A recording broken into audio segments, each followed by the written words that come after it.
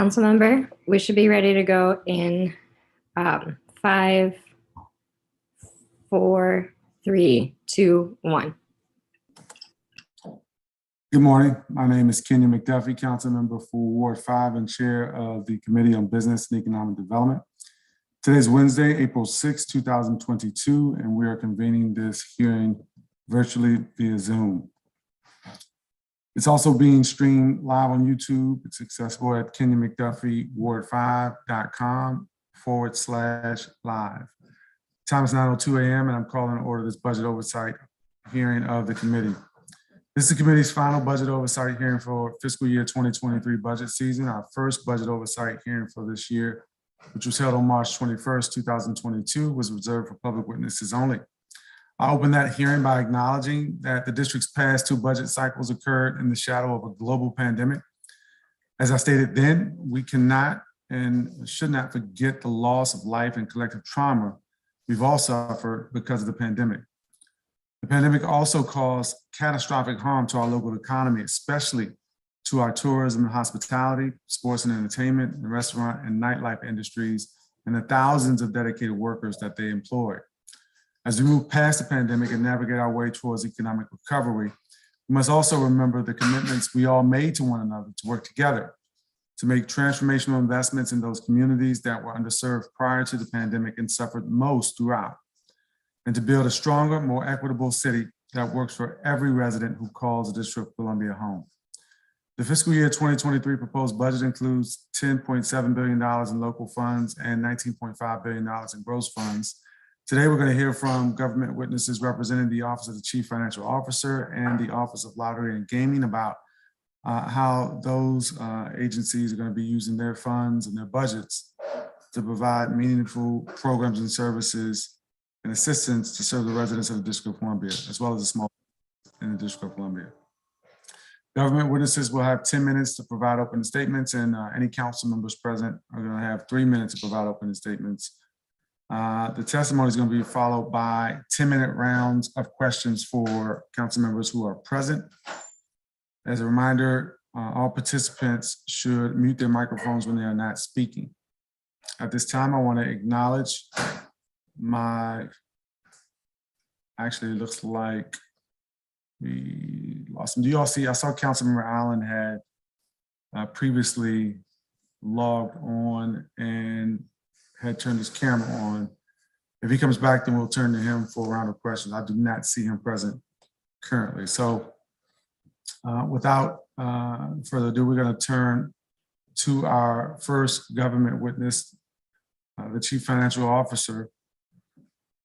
The OCFO has a mission to ensure the fiscal and financial stability, accountability, and integrity of the government of the District of Columbia.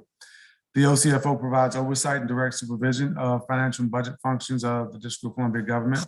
Among other functions, the OCFO prepares the district's annual budget proposal and monitors the budget performance during the fiscal year. The CFO's proposed fiscal year 2023 operating budget is approximately $231.3 million, which is a 13.9% increase from the FY22 approved operating budget. The proposed capital budget for the agency is approximately $47.5 million, which is a 52.2% above the approved FY 2022 capital budget amount. With that, I'm going to turn to Dr. Fitzroy Lee for his testimony. Good morning to you, Dr. Lee. Begin your testimony whenever you're ready. Thank you, Chairman McDuffie. Good morning, Chairman McDuffie and members of the Committee on Business and Economic Development. I am Fitzroy Lee, Acting Chief Financial Officer of the District of Columbia. I am pleased to appear before you today to discuss the fiscal year 2023 budget request for the Office of the Chief Financial Officer. The OCFO's fiscal year 2023 budget request supports the agency's strategic plan and ongoing initiatives. I will now present the details of the budget. Let me share the screen. Can you allow me to share the screen? If you can give Dr. Lee permission.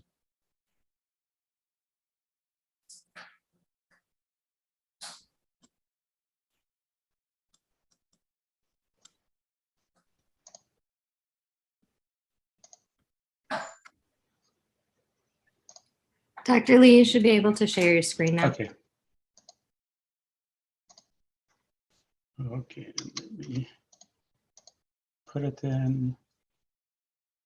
And Dr. Lee, just to be sure, do we have this presentation? Is this part of your testimony that you previously submitted to the committee, or is it something different?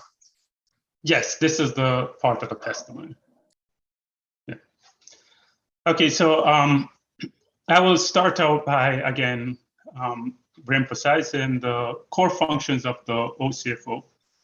In addition to managing all the operations, the financial operations of the district, the budget, accounting, and payroll functions in all agencies, and overseeing the tax collection and lottery, we also certify that budgets are balanced, provide revenue estimates, provide independent revenue estimate, monitor revenues and spending throughout the year, and do fiscal impact statement, as well as manage our debt, investment, and the credit ratings.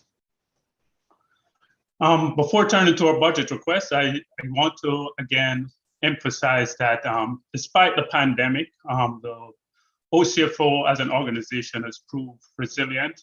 We've been able to carry out all our functions and actually in a very productive manner. Some of this has occurred because of our past investment, first of all, in our people and in maintaining a culture that includes, among other things, service to our district residents, visitors, and businesses, as well as accountability and empowerment. We've also, as part of that, over the years, have been investing in upgrading our technology and systems, and we will see later on that this budget continues that. So this slide and the next slide is just a list of some of the accomplishments of the agency, which I've done in previous hearings. Turning now to the highlight of our budget, as you said, Chairman, it's a $231 million budget, and as a service organization, as you can see, almost 60% of that budget is dedicated to people. And with this, we have over 1,000 FTE as part of that managing that operation. Some highlights of the budget request. So as I mentioned, it's $231 million roughly. And of that, about $179 million is local funds budget. We have a small amount of grant funds, which is to manage the EBT for the SNAP program. And then we also have about $52 million in special purpose revenue to administer the central collections fund, tax collection fees, bank fees, unclaimed property, and so on.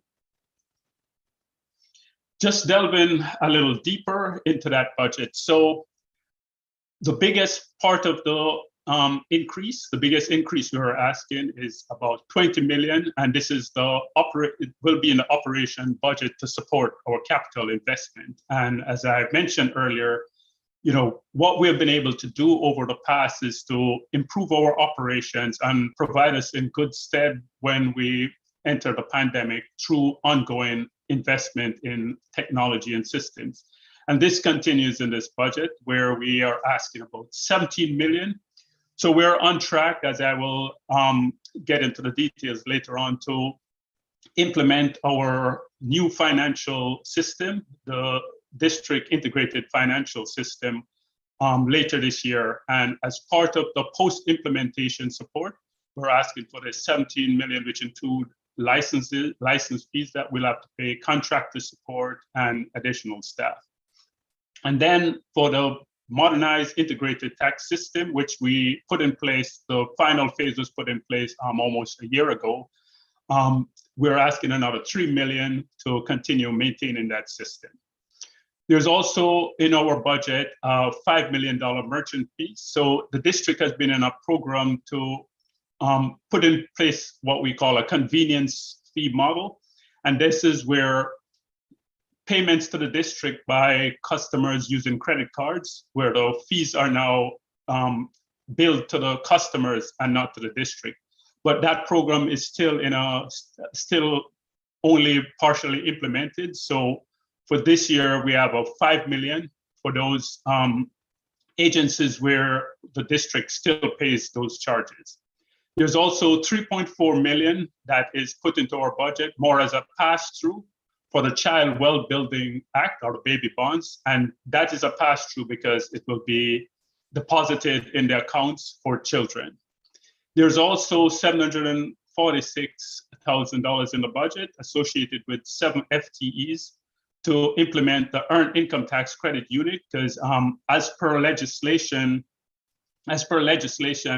we now will disperse Earned Income Tax Credit funds on a monthly basis, and to support that operations. And again, this was something that was in, just like the Child Well Building Act, this was a part of the legislation that brought that, that provided for the monthly payments. Over the years, the Office of Budget and Planning has been taking on more and more work and expanding the level of work in the pandemic, more so when we have had to deal with a lot of federal funds. So over the years, we have recognized to continue to coordinate those operations, there's a need for additional manager, and there's a $214,000 in the budget for that. We're also, as we have recognized over the pandemic, the number of calls and support requests for information has expanded in OTR. So we're requesting 7 additional FTEs and $505,000 associated with that. And then as part of this year's budget, the mayor's budget proposal, there was more enforcement action, which will be associated with additional revenues. And to accomplish that, we will require 3 FTEs associated with $380K for a special collections unit that will realize that revenue. Turning to our non-local fund changes, there are some changes there, and part of that is associated with the implementation of the new integrated financial system, where we're changing the way we do what was formerly called intra-district fund. And so there are support operations that the payroll services provide to agencies. So instead of an intra-district fund, we're now turning that into a special purpose revenue fund, which will, so it's a reallocation of $6 million from what used to be an intra-district fund to a special purpose revenue fund. And in special purpose revenue fund, there has been a net decrease of 4 FTEs as we have started to ramp up our central collections unit and hiring more contract staff. We recognize the 4 FTEs in that unit are no longer needed, so we're cutting those as part of this budget. So the major increase, as I mentioned previously, is for the implementation or the post-implementation support of the DIFS system. And just again, and I've said this in previous hearing, this is a very important implementation or important change to the district financial systems. And that project modernize or replace the what is currently the financial system called SOAR and our budget system, the BFA, as well as a new treasury management system. And the implementation of that consists of a dedicated project team, and we did all of this to maximize the success of this implementation. So we had a dedicated project team. We've hired Deloitte consultant to manage the system implementation and the change management, and we have hired the Gartner Group to do independent validation and verification services, meaning they're there to, as our ears and eyes, to look at the project and identify risks which we mitigate to ensure the successful implementation of that system. The treasury management system is already complete, and we're now in the process of rolling out first the financial systems and the budget execution system, and this October, and then later on we will be rolling out the budget formulation system. The budget for that project is 205 million, and in an earlier budget, 26 million was removed. In this current budget, 11 million have been put back of that 26 million, but I just want to emphasize here that we really need the remaining 15 million to ensure that we can go live with the new budget formulation. And as I mentioned before, we go live with the first phase in October this year. Again, to emphasize the benefits of this system, the current source system was built on really in this world now, what we call ancient technology, supported by COBOL programmers. As time goes by, we have less COBOL programmers around to support the system, so it poses a serious risk to the district operations if that system goes down and we don't have the support. So it is very important that we replace this system. But apart from the mitigating or eliminating what we think is a very serious risk to the district financial operation, putting in a modern system has many other benefits, including better reliability. And then with a modern system, we will be able to integrate with many of the other district systems. So we'll have much smoother integration with those systems and provide various productivity and efficiency improvements, as well as eliminating various shadow databases and spreadsheets in a standalone spreadsheet to minimize the chances of errors. So with that, Mr. Chairman, I will, my staff and I will take questions. Thank you for the presentation, Dr. Lee. I do have some questions, and I'll begin with some questions around racial equity. As I have with all the agencies that appear before budget oversight, this budget process. Can you identify which programs you'd like to highlight and that have been funded in your proposed budget for FY23 that are specifically designed to address racial or economic inequity in the district, and explain in detail how that program addresses those inequities? So as I have mentioned in previous testimony, that in terms of OTR, one of the ways we can make the most impact is in terms of our administration of the tax system, and in particular, things like the earned income tax credit. And as you've seen in the budget, and this is something the law provides for in the budget, we have the creation of this earned income tax credit unit. And but apart from implementing the monthly disbursement of those revenues, which research shows makes a big difference in terms of equity, just having that money on an ongoing basis. In this budget, we also have outreach programs that we've done in order to maximize the reach of the earned income tax credit. And we have a report that shows that one of the single most important way we can alleviate poverty in the district, especially for in the case of households with children, is through the earned income tax credit.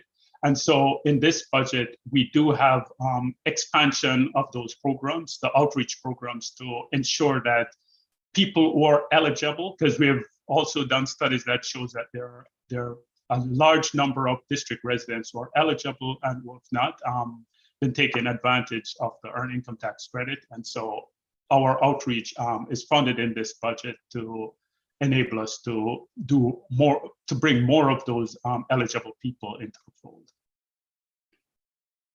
I wasn't sure if Angel wanted to add anything about that. I know you just appeared, but you should feel free to jump in if Dr. Lee would like that. I want to also ask about the 61 active contracts listed on attachment 1 of the comment budget questions responses that you provided. to the committee ahead of the hearing. How many of those are with CBEs or minority-owned businesses or SBEs? So I don't know if Paul is on. Angela, you have that, or Paul? Paul is on. Paul, can you? Okay.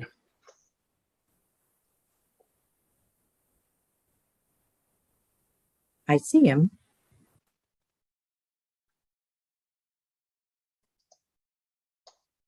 Yes. Good morning, Chairman McDuffie. Morning. The If you answer can is as many state your name for the record, please. Paul Lundquist, Executive Director of OCFO Office and Office of Management and Administration.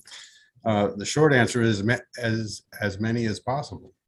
Our CBEs, we are committed to following not just the letter of the law, but the spirit of that law. And you'll see that we meet our CBE spending targets every year, but we don't use those targets as just a goal to reach and then we relax. We make every effort to award our contracts to CBEs, both for small purchases and meet the subcontracting requirements for our large purchases if there is not a CBE available for our major contracts. So, Mr. Lundquist, I wanted to get a sense of how many of those active contracts were actually CBEs. That might be a bit of a. Yes. Well, I believe they were listed in the.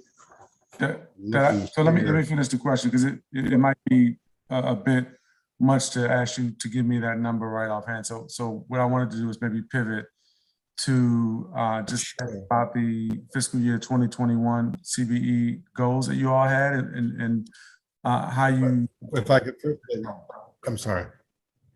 If I could first say, in the submission we did to the questions for the oversight hearing, we did list all of the contracts that we showed the CBE status of each of the contracts in our submission to the questions for the performance oversight hearing. And so then Mr. Lundquist, I'm aware of that. What I was trying to do is actually create a record for the hearing. That's what I was trying to do. I know I submitted a number of things in response to our pre-hearing questions, but what I typically do is sometimes ask things for the benefit of people who are watching the hearing, right, who have a sense of some of the things that you all are getting accomplished. So I know I have this information, my staff has gone over it.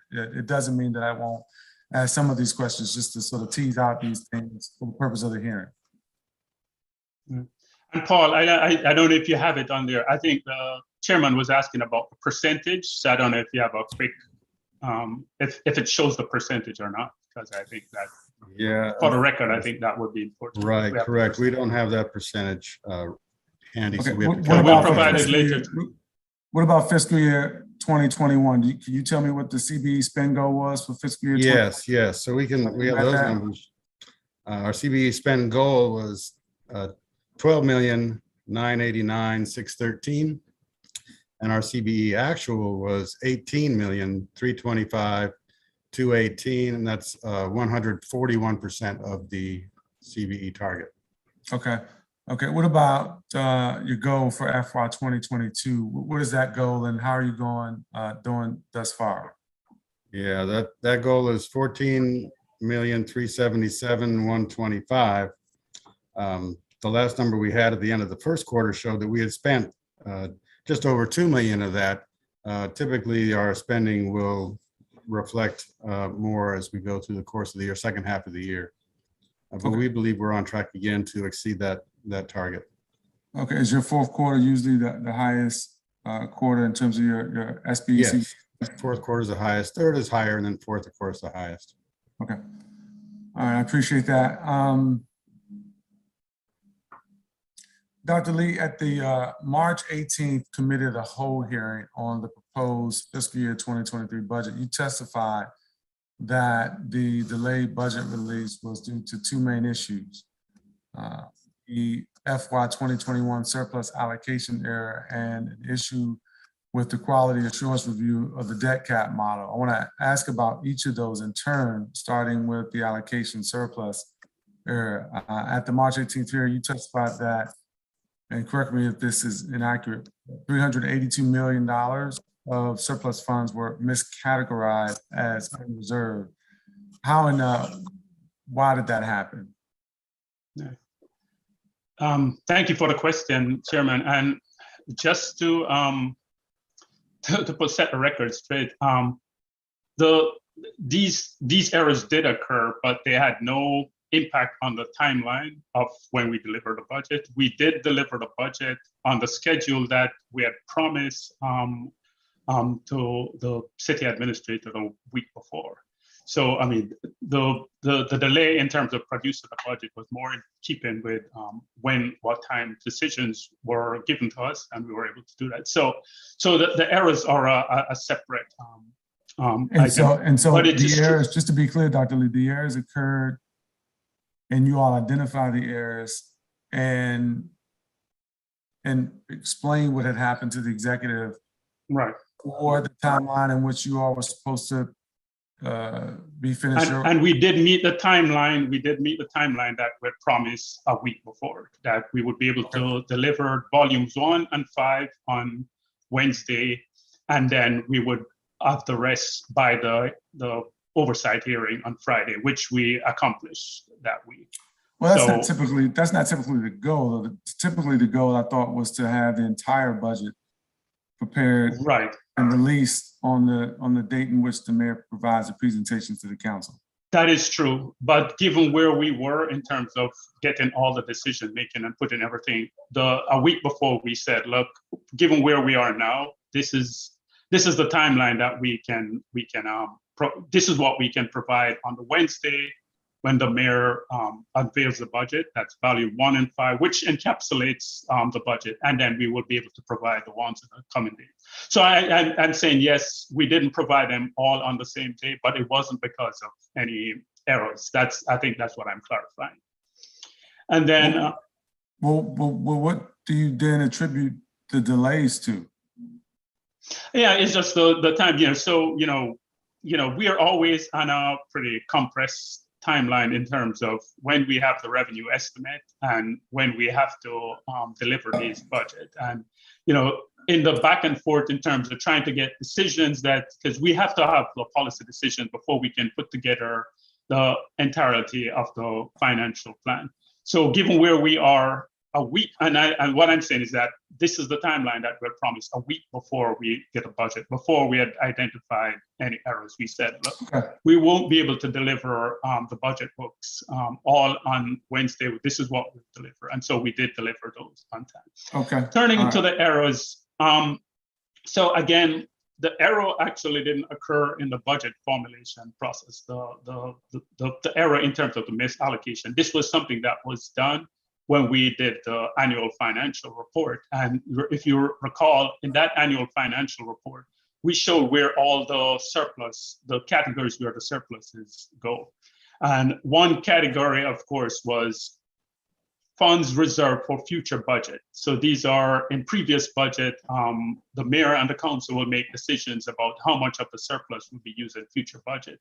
Mm-hmm. And it turns out to the tune of the 382 million you referred to, was not correctly allocated to that reserve fund. So after you've allocated all these funds, whatever remains, 50% goes to Housing Production Trust Fund and 50% goes to PayGo.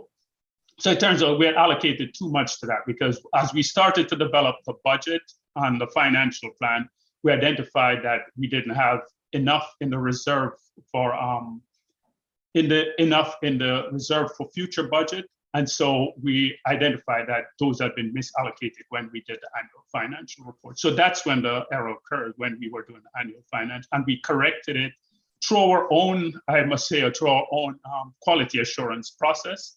We corrected that. And then the second one that is referred to as an error, to tell the truth, this is part of the normal process. To do the debt cap calculation, what we have to do the entire financial plan first, because the debt cap, the denominator for calculating the debt cap is the total expenditure. So you can't really do the debt cap calculation. So what we usually have as we go to enable the executive to do their capital planning, we have what we call a working model of the debt cap. And so we know it's not the final model, and we only do the final model when all the decisions have been made. And when we were doing the final model of the debt cap, we realized in the working model that we had, that the amount of dedicated taxes were too low. And so when we put that in, we realized that there was less money for the debt cap. So there had to be some reallocation of the debt cap. But again, I want to emphasize that this occurs almost every year, that when we get to the debt cap, we always invariably find that we have to refine that working model. And then sometimes it means that you have to go and do reallocation in order to get the debt cap within the debt cap limit. So that's the genesis of that.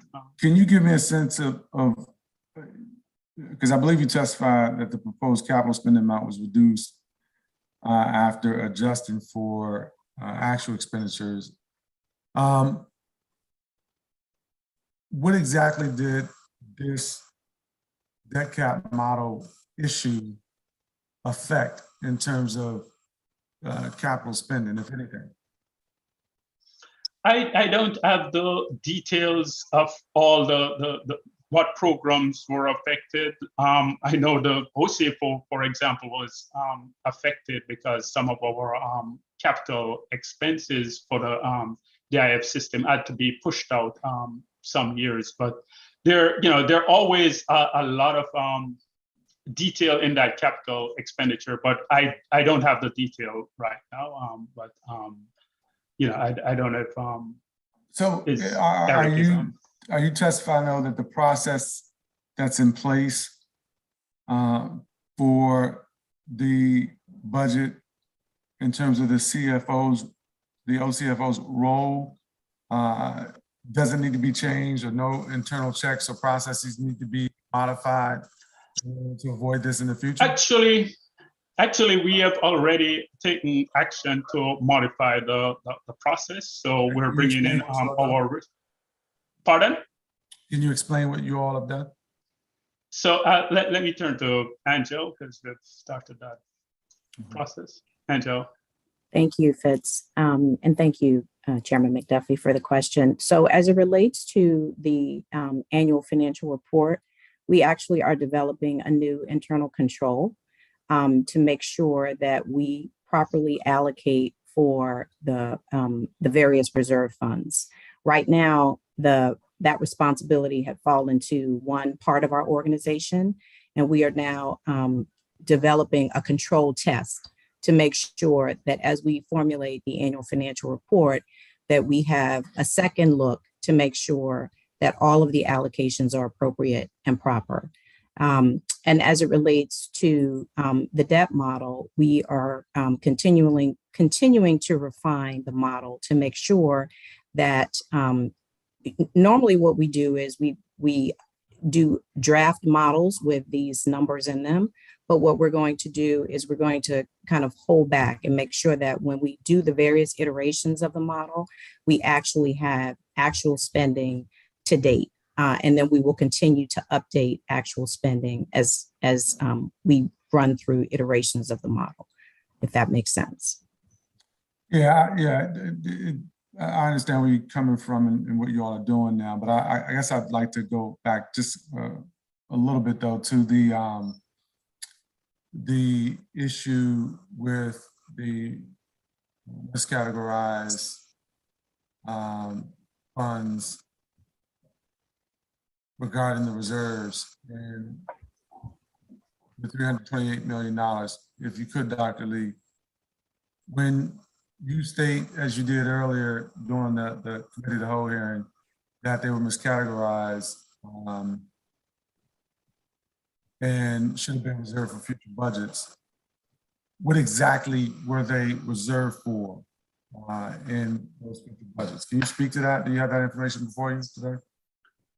So the way that works, reserve for future budget, they're not allocated one-to-one to program. This is like the revenue, it's resources to support. So while you're developing the financial plan, they will identify that there's a gap, and then there will be a policy decision taken that we're going to use this surplus to fill that gap. So it's general resources that were used to fund future spending that was in the financial plan. So they weren't associated with specific categories. It was just the total resources that are available to enable us to balance the financial plan, balance the 5 years of the financial plan. It almost though sounds like, and maybe you just have to explain this for us lay people in terms of Sure. Folks who might be at home listening and others. It almost sounds like you are budgeting, you're reserving surpluses, anticipated surpluses for future budget before you have the funds available. Is that an generally accepted accounting practice? So, many times we do know, we anticipate what the surplus is going to be. Because as you know, Mr. Chairman, we do four revenue estimates throughout the year. So as the year goes on, we will identify that there are more revenues available than we had previously said. And so a lot of time it comes too late for us to develop a supplemental budget to use all those revenues. So when they're developing the budget subsequently, they'll say, okay, we'll take some of these anticipated surplus, and we will budget it. And many times the surplus end up being actually more than what we're anticipating, because we're still doing it earlier than we know the final, what the final revenue tally is going to be. And so, yes, we do anticipate the surpluses from the revenue estimates. And if we were able to do budgets on the fly, then you'd incorporate those immediately into the budget based on the revenue, the official certified revenue estimate. But because of the process that it takes to do these, sometimes we defer that until we're doing either a supplemental budget or the budget for the fiscal year. And so, yes, those are anticipated surplus that are budgeted. And your testimony is that it is generally accepted accounting practice to do that? Yes. Okay. Because as I said, the revenue estimate is what defines what we're able to spend. And if we were able to each time do the revenue estimate, we would be incorporating that in a spending. So it is generally acceptable practice. Got it. As we've mentioned, the OCFO's proposed operating budget for FY23 is a 13.9% increase from the approved FY 2022 budget. This, I understand, includes a 50% increase of federal grant funds. What accounts for those funds? So Paul, I'll turn to Paul. The federal grant funds. Paul? Yes. Sorry. There are federal grant funds. We have a small increase. It's a relatively small budget for federal grant funds. That's what we receive from USDA via HHS, Human Services Cluster, to administer the EBT grant programs. Are these essentially SNAP benefits? Yes, but it's the administration of those benefits. Of course, the benefits themselves are, handled by. And the administration of the benefits, is that the entire federal grant funds that you all have in your budget? Are attributed to? All the federal grant funds relate to the EBT program, correct. Got it. And according to the agency's budget chapter summary, there's a $800,000 decrease in your FY 2023 contractual services budget. I was wondering if you could tell me more about that $800,000 decrease in that component of your budget. Yes, we in our budget, we did receive some one-time funds in FY22, and so those one-time funds are removed. We had one-time funds for the beginning of the child wealth program, baby bonds. Baby bonds? Yes, and so there was one time some setup costs money that was in there for that, as well as for the earned income tax credit. Okay, I think that's the majority. And Mr. Chairman, just to reemphasize, all of those changes are as per the fiscal impact statement that was associated with our legislation. So what is in our budget now and what was in the past, we're just implementing the fiscal impact statement estimates. Got it. Got it. Thank you for that.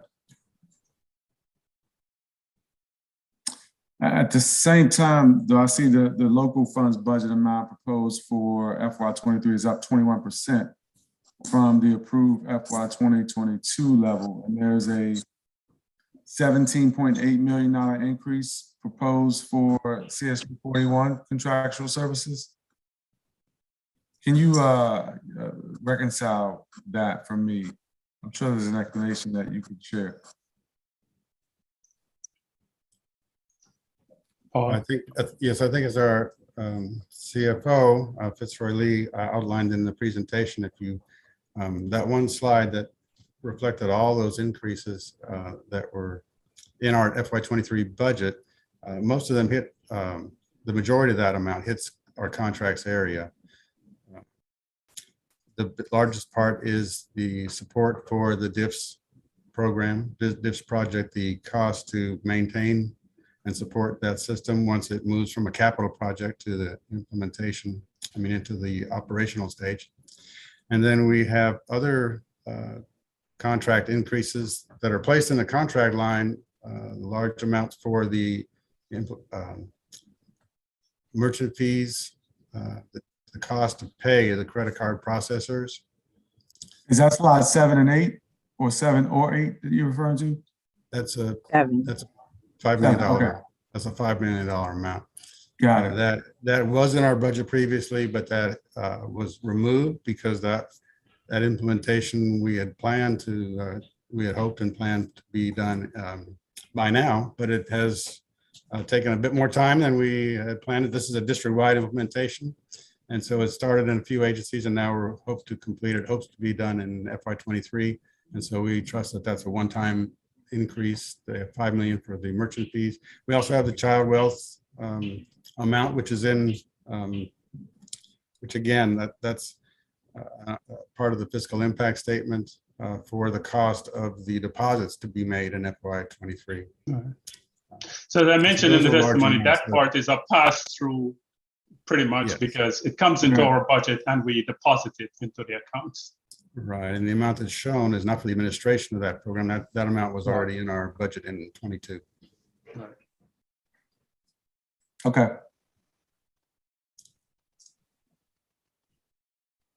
Okay, and why is this, why is there a 102.9% increase in the FY23 proposed budget for CSG 50 subsidies and transfers?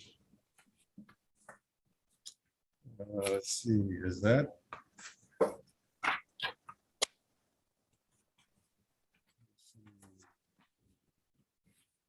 Hang on.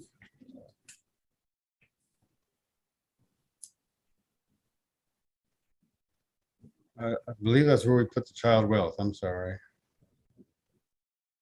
I would have to confirm that. If you can confirm and let me know, that Yes. would be helpful.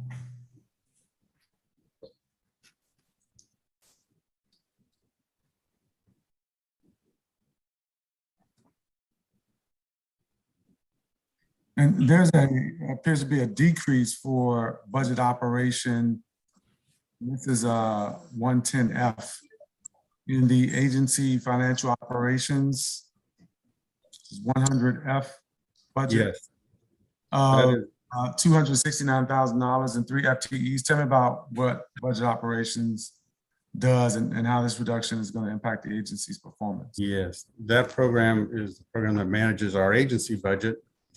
And we had that program also supported 3 FTEs in the financial cluster for the EDRC.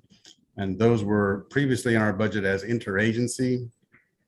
And because of the change in, intradistrict fund, and because of the change in the way that interdistrict relationships are budgeted, those 3 FTEs are now showing up in the EDRC agencies. And so that reflects the Okay. 3 FTEs that are removed in FY23. There was really no impact to our operations. Okay, okay.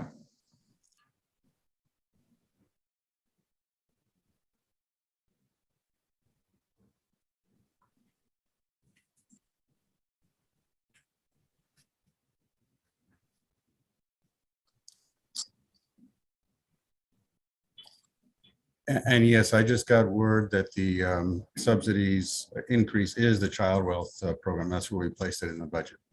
Got it. Okay, I mean, thanks the for deposits part, not the administration, but the deposits. deposits. Okay, Yes. thanks for following up on that. There appears to be a proposed increase of a little more than $1.3 million and 15 FTEs for external customer service information in the tax administration program. Tell me more about the need for these increases and how they're going to support the OCFO's operations. Yes, well, that's, there's really two parts to that, two major parts to that. One is the earned income tax credit legislation that took place, and that's the fiscal impact statement amount that was needed for OTR. And the other half is for our customer service operations.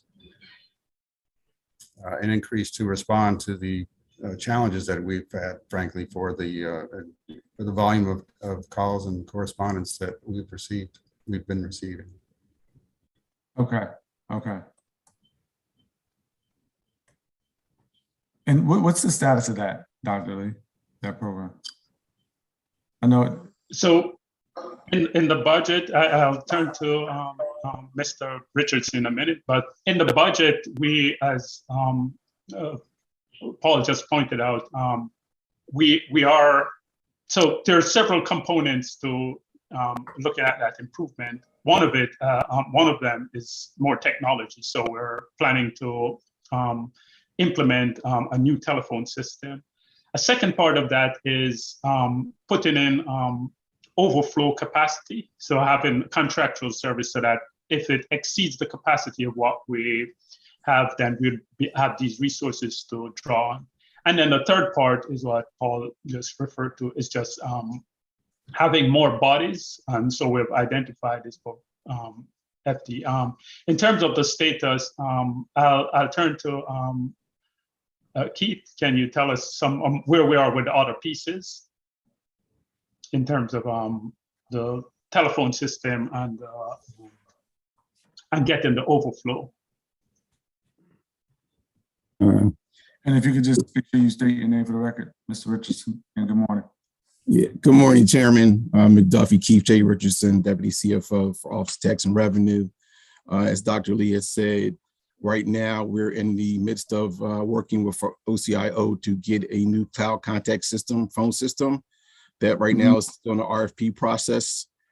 We hope to have a decision made and a contract engagement towards the end of the summer to bring the vendor on.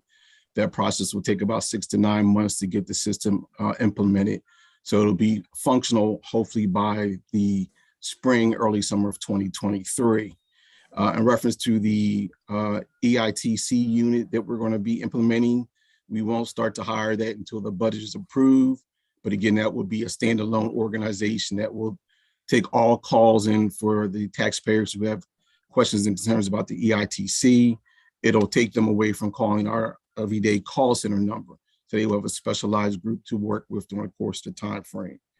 Also with the positions for the call center, we will be taking 7 new positions to put into our call center on e-services unit, again, to make sure that we're providing the best quality service to all the taxpayers who will be calling or coming to visit us during the course of the day.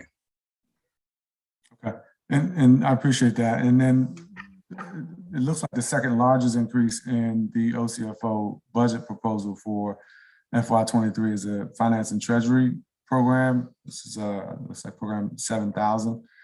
I see a $3.3 million proposed increase in the budget for cash management and investments, but a reduction of 1 FTE. Can somebody talk about that? Paul and or Carmen.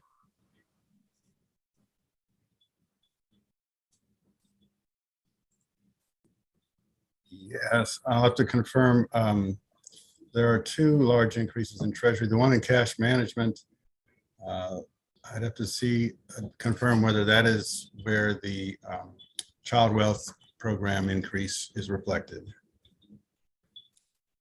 I believe that is the case. That is correct. Is there also a reduction in FTE though? Because it would seem to run counter to the need for resources unless you put it somewhere else in the budget, that FTE? The reduction may not, is not related to the child wealth building. So there was a reduction in another area of that unit. It's I see overall 7,000 finance and treasury, there's an increase. And then in 7,300, line 7,300 cash management and investments, there's a reduction of 1 FTE. But Right, that reduction is related to the actual cash management, not the new program that Okay. we're ramping up. okay, and then when I see in 7,500 cash receipts and accounting, a reduction of 12 FTEs, I'm assuming that they've been placed somewhere else in the budget.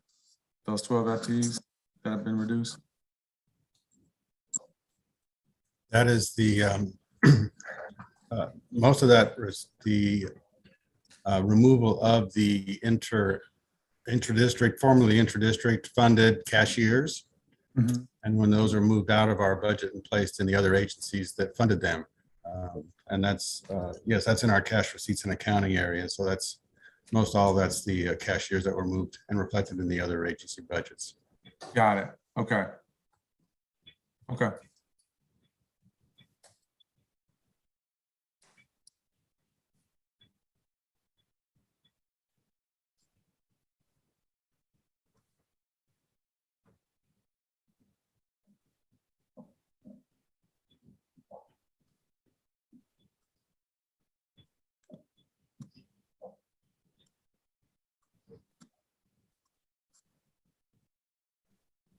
So the OCFO's Integrity and Oversight Program maintains the accountability, integrity, and efficiency of the district's financial management and tax administration systems. The audit services activity provides audit and review services to assist the district's financial managers. Tell me about the proposed reduction in the budget for this activity and how it's going to impact, if at all, the OCFO's operations.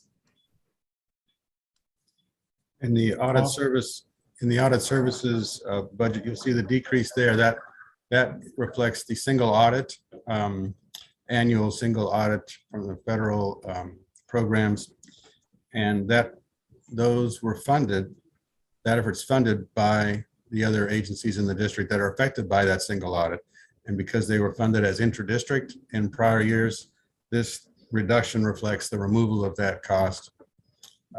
Again, to be shown in the agencies that fund those budgets. So that's a reflection of the interagency change in FY23. Can somebody explain what annual audit is that specifically? And is that audit not occurring in FY23? No, it is occurring, but the funding for that will be reflected in the agencies that have provided funding for that previously. Yes, that's a single. So, Mr. Chairman, as I mentioned in the testimony, as we implement the new system, there's been changes in how we do what used to be called intra-district. And so you'll see some of these changes are reflected in the budget. Okay. It's an audit that we do yearly. It's an I audit of the recall. federal programs. Right. Okay, just won't be in your all's budget, it'll be reflected in the agency's budget, so. Right, No longer- exactly. Right. Got it, thanks.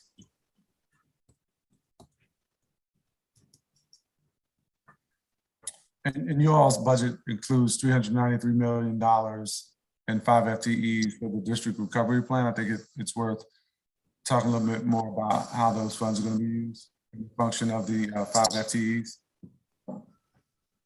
Yes, those 5 FTEs are that's the ARPA funded FTEs.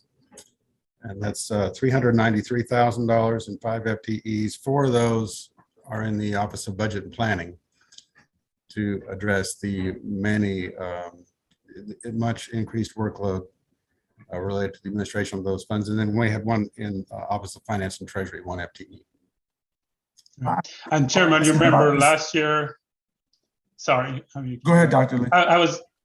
I was just going to add that if you remember last year as the ARPA fund was coming in, there was concern that we really want to make sure, one, that we're spending money in accordance with the guidelines and accounting for those. So these are the funds that were used both in OBP and I think a smaller number in the Office of Financial Operation and Systems to do the accounting part of it. But that's the purpose of those additional funds.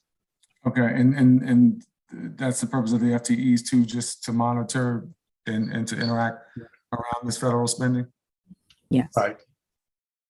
Okay, and the determination about how many FTEs you need, was that made based on the amount of funds the city received, or how'd you all determine that 5 was the amount of well, I think it was determined in terms of the number. So, we have experience in dealing with federal grants from, ongoing federal grants. And so it was based on when the Office of Budget and Planning and the Office of Financial Operations and System looked at the work that would be involved.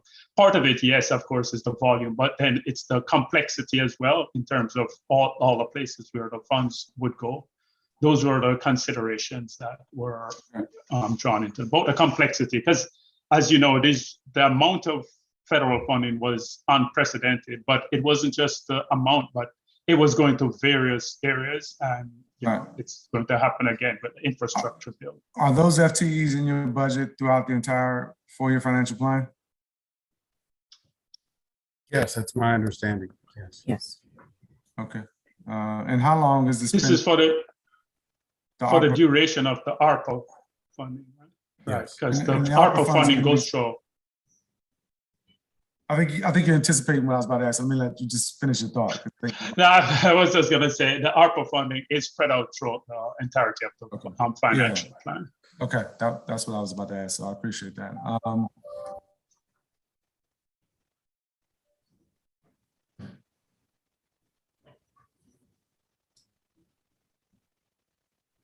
The proposed special purpose revenue fund budget is 13.6% above the approved FY22 amount. And according to the summary, the SPR fund's budget is increased in part to align the budget with projected revenues in the Financial Operations and Systems Program. Just to explain to me what that means exactly. Well, that too, the biggest part of the vast majority of that increase is due to the change in funding the payroll operations, the Office of Pay and Retirement Systems, which is part of the Office of Financial Operations and Systems. And that was formerly in the inter-district budget fund. And because of the change, again, in the interagency treatment in the budget, that the funding for OPRS, Pay and Retirement, was moved to special purpose.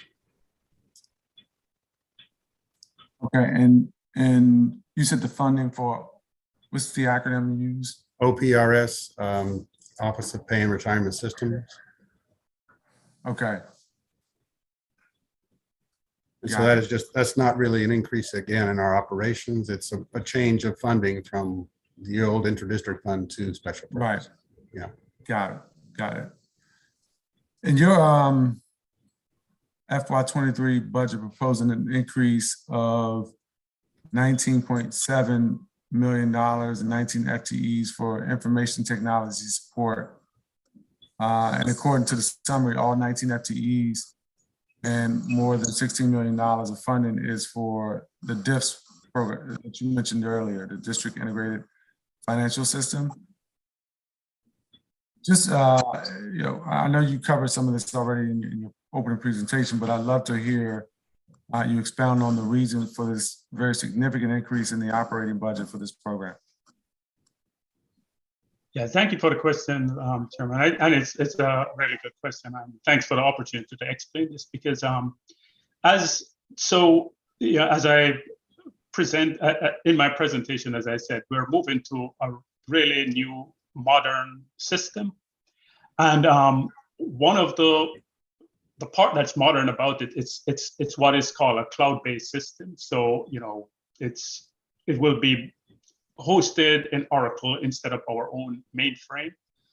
And one of the feature of that system is that there are ongoing updates to the system. And so one aspect of that maintenance as we go into the post-implementation is that we will have to make sure that we're keeping up, so to speak, with our own local systems that interface to that. And so the proposal in that budget is to build what we're calling now a center of excellence.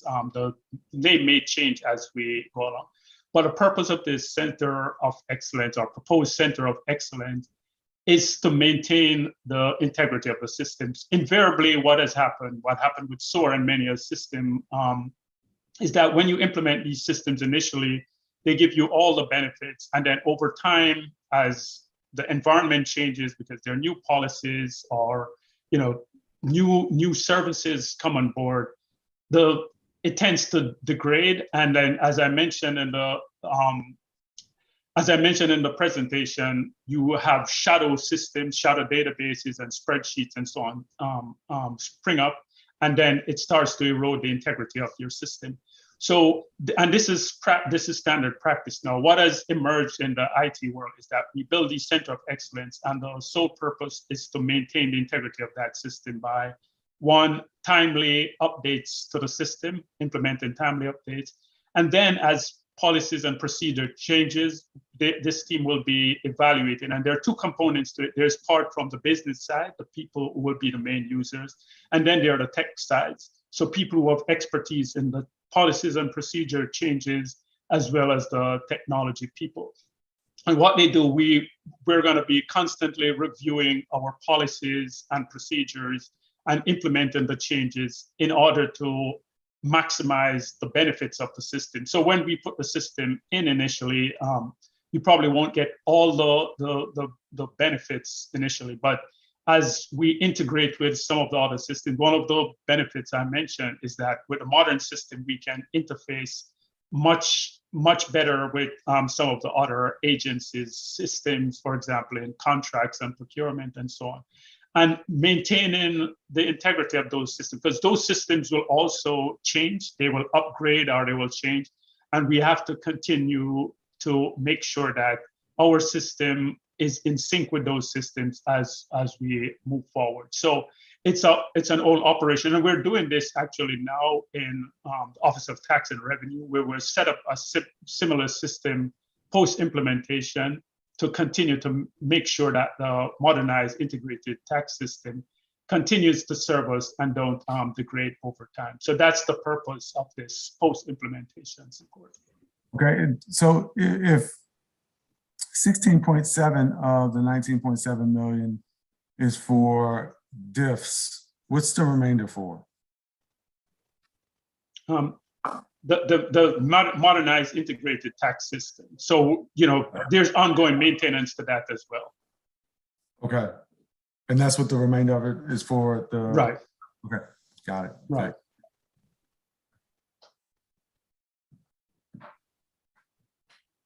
Okay.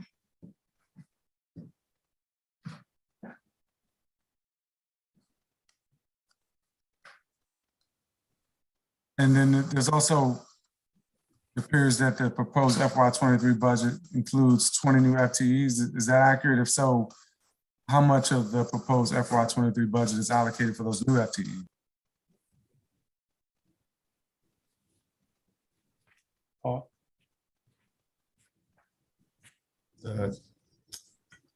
I'm sorry, the question is, the new FTEs are in the, supporting the diffs project primarily, but also the FTEs were in OTR for the customer service Okay. area and the earned income tax credit That's the As majority well of as the- the amount in Yes, the there's one in enforcement, OBP. enforcement. Mhm. Yeah. And there's the special collections unit in OTR is getting 3 new FTEs. Yes. Right.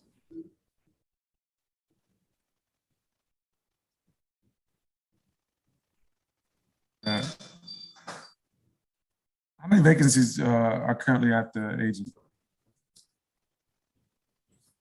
Yeah, last report, we were at 137, which is a large number. That's for all funds. For local, it was 107. And what about vacancy savings? How much do you all have in vacancy savings? Generally, there's two aspects to that. One is we generally budget at a 5% lapse rate.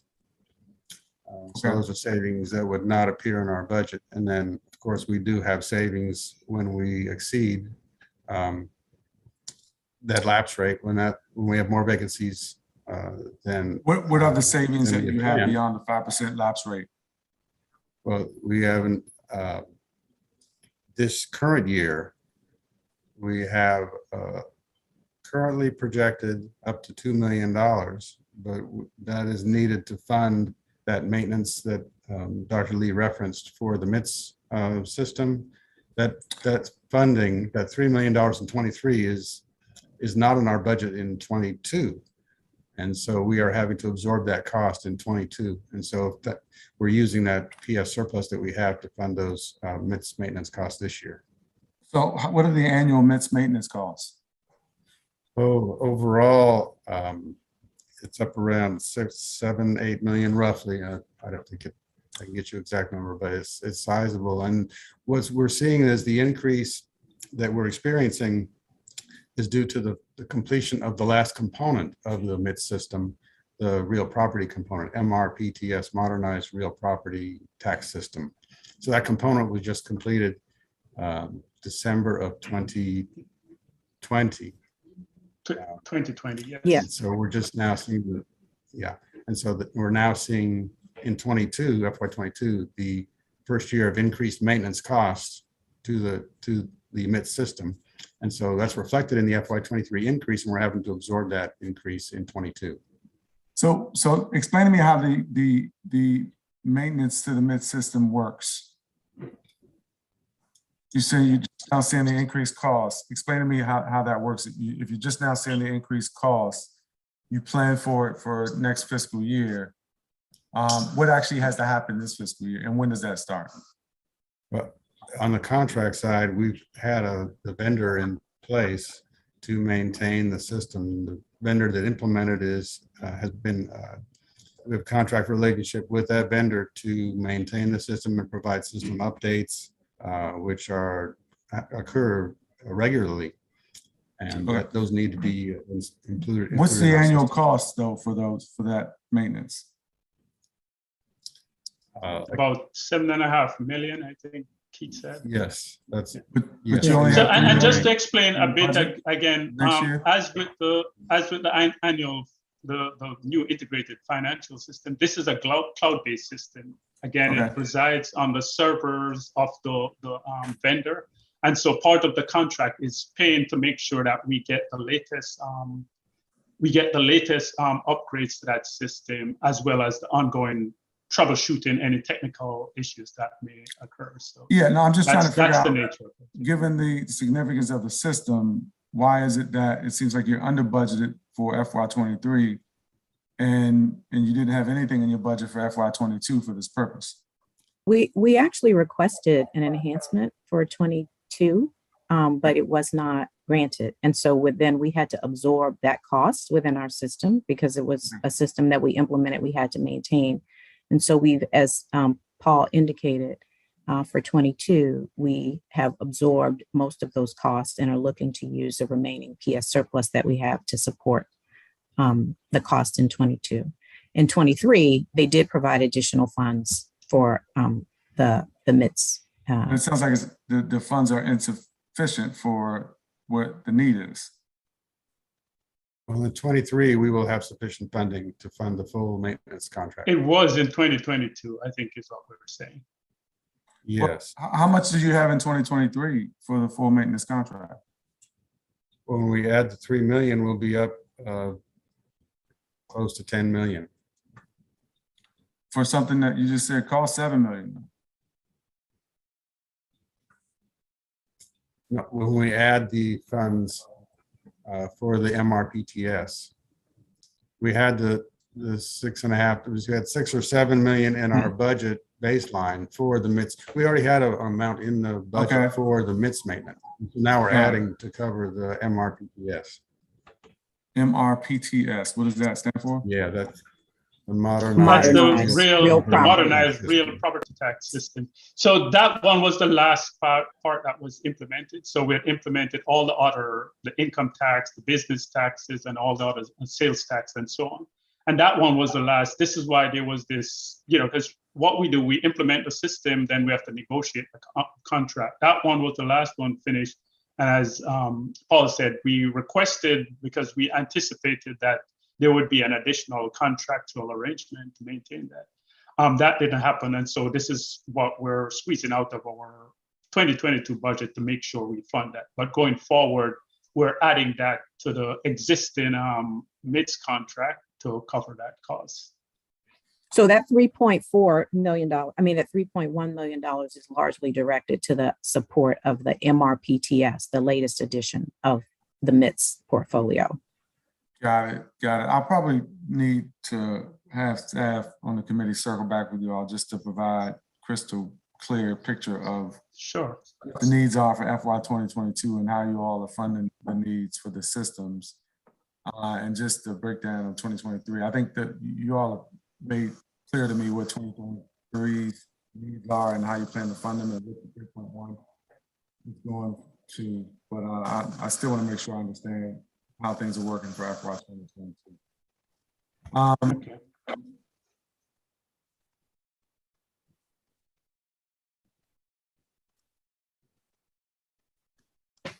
We already talked about the IT system upgrades. I see there's in addition to the proposed increase of $19.7 million in FTE for information technology support and the operating budget. The proposed capital budget also includes increased money for IT system upgrades.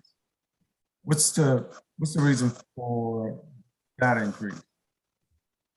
You mean the capital? Because the one we were talking about earlier was the operating cost. So you're asking about the capital? Yes, we have a project called IT upgrades, and that's where we have funding to meet other capital eligible needs related to our systems. And I know one major project we're working on now is a migration to the cloud to end our reliance on the mainframe-based systems and move to the cloud for many of our systems. So this is for our networks. software, other than the financial systems and the MITS. We have a program now where we're migrating most of the other systems that we have to the cloud. So that's that project that Paul refers to. Yeah, no, I think it'll be helpful for the committee if we could spend some time at the follow-up going through the IT support and the budgets for the operating side and the capital side, just to make sure we understand what you all are doing here. I appreciate the information right now, but I think some further clarity might be important. Is there, I think I may have reached the questions I wanted to ask today, and maybe some follow-up as I just indicated. Is there anything else that you'd like to add to the record before I shift to the next agency? Nothing additional, as you said, and we've spent a lot of time.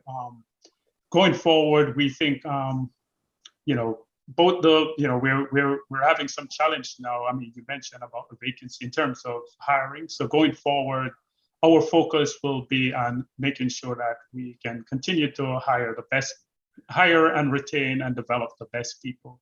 And then the second part of it, which we spend a lot of time in this, appropriately so, is around the technology investment, because we think these investments, both in our people and in the technology and systems, are what's going to, continue to make us resilient and be able to push us in terms of a first-class financial operation. So again, thank you for the questions that allow us to clarify our priorities for this year's budget.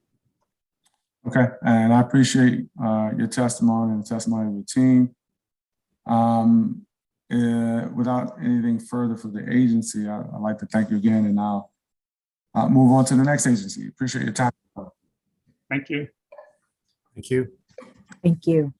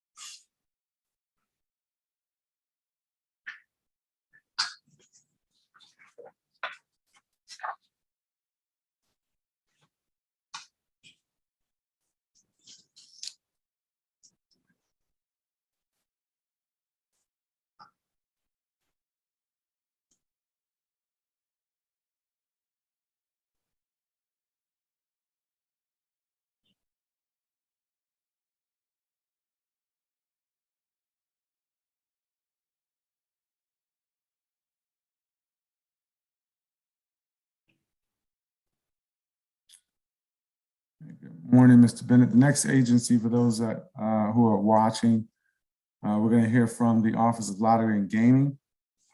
The mission of the lottery is to generate revenue for the district through the sale of lottery and sports wagering products.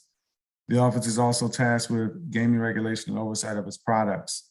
The lottery's proposed fiscal year 2022 budget is $360 million, which is a 33.8% reduction from its approved fiscal year 2022 budget of $544.2 million. The proposed budget also includes 4.5 new FTEs. With that, I'm gonna turn to Mr. Frank Suarez, Executive Director of the Office of Lottery and Gaming.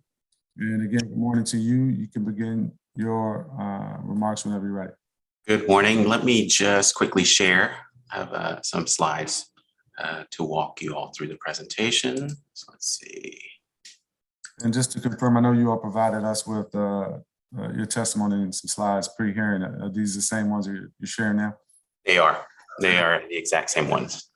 But I thought it would be nice to sort of walk you through the testimony with some visuals. So again, good morning, Chairman McDuffie and members of the Committee on Business and Economic Development. I am Frank Suarez, Executive Director of the Office of Lottery and Gaming. And thank you for the opportunity to present testimony on OLG's fiscal year 2023 budget. Joining me today are also Ridgely Bennett, Chief Counsel, Craig Lindsay, Agency Fiscal Officer, and Peter Alvarado, Director of Regulation and Oversight. Hello? Hello. Oh, okay. Hi, Carmen. Hello. Sorry about that. Okay, so OLG's mission is to responsibly maximize revenue generation for the District of Columbia through the sale of innovative lottery and sports wagering products while providing gaming regulation and oversight that upholds the highest standards of integrity and public trust. This mission guides OLG core functions and offerings through traditional and iLottery, Gambit DC, and its increased regulatory role in privately operated sports wagering and games of skill. It also emphasizes OLG's commitment to growing revenue responsibly for the district through both sales and growth and expense management.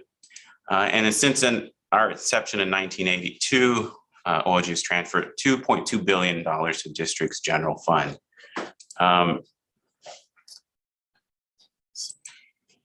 So OLG's fiscal year 2023 gross funds operating budget is $360 million, which supports a total of 93 FTEs. The largest portion of the budget is the financial operations program, which accounts for the largest at $276.6 million, or about 77% of the budget. This includes comprehensive financial management services to OLG, pricing, and transfer to the general fund. Gaming operations makes the second largest portion of the budget at about 19% and $69.4 million. This includes all the support services for retailers and players so that they can benefit from the portfolio of gaming that we offer at OLG. Services include marketing, trade development or sales, draw operations, licensing, and claim center operations are funded under gaming operations, but it also supports our regulatory responsibilities over privately operated sportsbooks, games of skill, and charitable gaming. Then our smallest portion of the budget is agency management at about 4% or $14 million. And this is just for the administrative support and the tools that we need to ensure that OLG meets its operational and revenue goals. As a sales and revenue generating entity, OLG is an enterprise fund, and as such relies on its revenue generation to determine its budget and deliver on its mission. In fiscal year 2021, we were able to surpass our pre-pandemic sales and revenue performance, but maintaining and building on that achievement will be an ongoing challenge as the district and OLG work toward the return to a more typical business environment. So by the summer, OLG will have completed the upgrade of its central gaming system. This is going to provide new functionality and equipment for retailers, ticket checkers, and also new multimedia screens. Race to Riches, which is our horse-themed monitor game, will be relaunched with all new graphics and new bet types and price structures. We've also initiated an instant ticket optimization project that's going to evaluate all aspects of instant ticket sales, from point of sale merchandising to the portfolio mix, basically the entire life cycle of an instant ticket. And we will continue to launch new e-instant games on our iLottery platform for players every 3 to 4 weeks, as well as enhance our promotional and customer relationship management capabilities, which will help drive more effective iLottery player acquisition and retention. Now, we also expect 2022 to be a year of continued growth and evolution for Gambit DC as well. We will look to implement a total revamp of the user interface and the entire platform, making it a more intuitive and user-friendly experience for players that better aligns with private operator offerings. We increased the payout percentage cap to 90% in February 2022 to be more competitive with private operators in neighboring states. And our retail program will continue its accelerated pace. We've added 38 new retailers in 2022 for a total of 42. And we will expand our retail offering with over-the-counter sales, which will complement our self-serve terminals and add capacity during very high traffic periods. We will also better position Gambit DC amongst its competitors within the district and around the region with a new marketing plan that will be better targeted, and also will focus on new media channels that are more targeted in digital that will provide a stronger return on investment. And then also, not only will Gambit DC be continued to expand, but so will privately operated sports wagering as we look to the potential licensing of a third Class A at Audi Field, as well as another Class B license for a local business in the district. I am very enthusiastic about the opportunity to build on the momentum we have achieved so far, and I look forward to the continued responsible growth of gaming revenue for the district. In closing, Chairman McDuffie, I would like to thank you, the council, and the mayor for continued support of the Office of Lottery and Gaming and for this opportunity today. And this concludes my testimony, and I'm happy to answer any questions the committee may have. Thank you for your testimony, Director. I want to certainly ask some questions as a follow-up, and I'm going to start just like I've started with all the agencies to talk about racial equity, and would love for you to identify one or more programs with specific funds allocated within OLG's proposed budget for FY 2023 that are designed to address racial or economic inequity, and explain in detail how that program or funding allocation addresses those inequities. Yes, of course. So at OLG, we take racial equity and our commitment to that very seriously. And we approach it, I would say, in sort of three key ways. One is obviously making sure that equity and inclusion is a core value for us, and it is one of the core values at OLG. So we start with ensuring that the organization embraces equity and inclusion, and you can see that reflected in our employee base, which is very diverse, as well as the fact that our leadership team is majority minorities. We also are dedicated to CBEs, and our commitment to the utilization of CBEs in the district is very important to us. We are the only lottery in the country that requires our vendor partner for gaming systems to have a CBE for its gaming system. And we have also met our CBE spend goals consistently, and we expect that we will continue to do that. We also focus on equity and inclusion with our marketing and for player and retailer outreach efforts. So we make sure that we focus on diverse marketing channels, which include things like minority pubs and radio, as well as making sure on our website and in other communications, if you come to our price center, that we have language access. As a matter of fact, in 2020, the last time that we got a report, OHR gave us top scores for our language access tools. In terms of retailer outreach, we also want to make sure we have a very diverse and inclusive retailer network. So we partner with the mayor's constituency offices and DSLBD to educate diverse businesses and minority-owned businesses on how to become a lottery retailer, as well as how to become a privately operated sports operator. And so we have different programs such as power hours that we've done with DSLBD. We've done another programs this year called Inside Track, where we actually brought in managers from the current privately operated sports books to provide information on their services and what they can offer. And so again, we're very committed to sort of across the entire business, making sure that we're doing racial equity and inclusion efforts at OLG.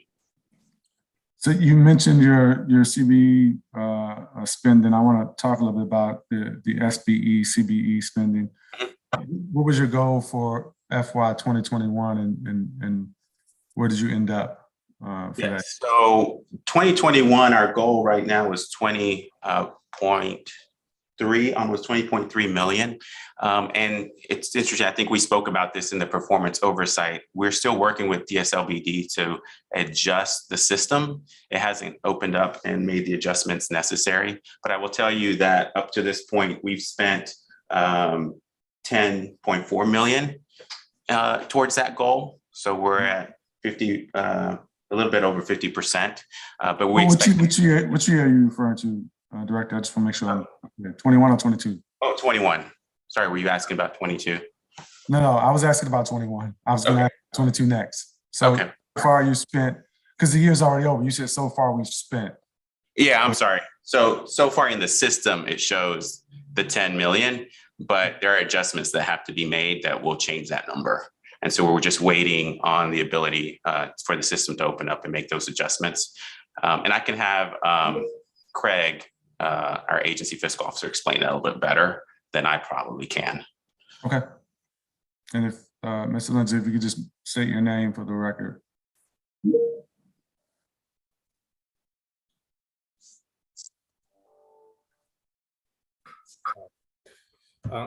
Good morning, Chairman McDuffie. Yes, as the director was alluding to, there is a process that occurs at the end of the year where the system will open up and it'll allow us to go back into the system to submit additional exclusions. And those exclusions are simply based upon when the goal is developed, it's developed using the actual budgeted amount for contracts. However, if the spend does not occur to that level, then the amount has to be adjusted based on the spend.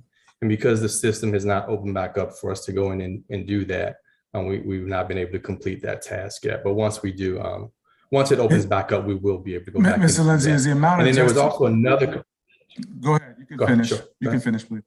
Yeah, I was going to say, and also there's also another component to that as well. The other component to that also is the fact that there's spend where there are payments that are made to a prime contractor with a subcontractor component where that spend actually has to also be included in the overall spend for that year. So that hasn't happened as yet either. Okay. So is the adjustment made based on the overall spend or what? Because it's initially calculated based on the contract amount, right? Correct. So that is correct. And then if that contract amount that the goal was developed off of does not occur, Right. then you have to go back in and adjust based off of the actual spend. Right. So for FY21, can you all share what the contract amount was and what the overall spend ultimately was for that fiscal year? So I can't speak to what the CBE spend is relating to the CBE sub. spend. I mean the entire spend. What was the entire budgeted amount for FY 2021, and what was the entire spend for FY 2021? Not the adjusted amount. Right. Well, the goal was 20.3 million. That was the expendable budgeted goal. So that was half of the expendable budget. Right. Got it. And so currently right now, that's what's showing as the goal. And then the spend that's showing is the $10.4 million. Right.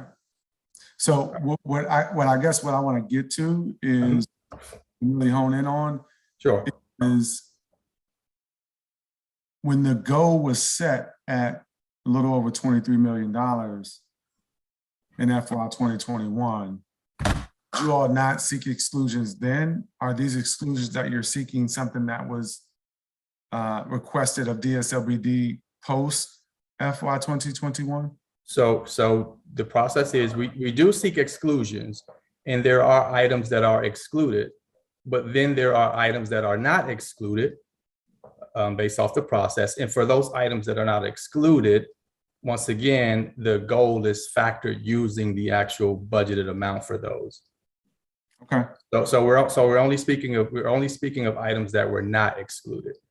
Got it. I understand. Right. So generally, just and this is just maybe for clarity for folks who are trying to follow what we're going through. I know this is in the weeds, but when you all are developing your CBE goal, there are requested exclusions at that point, and then there's an overall based on 50% of the budgeted contract amount.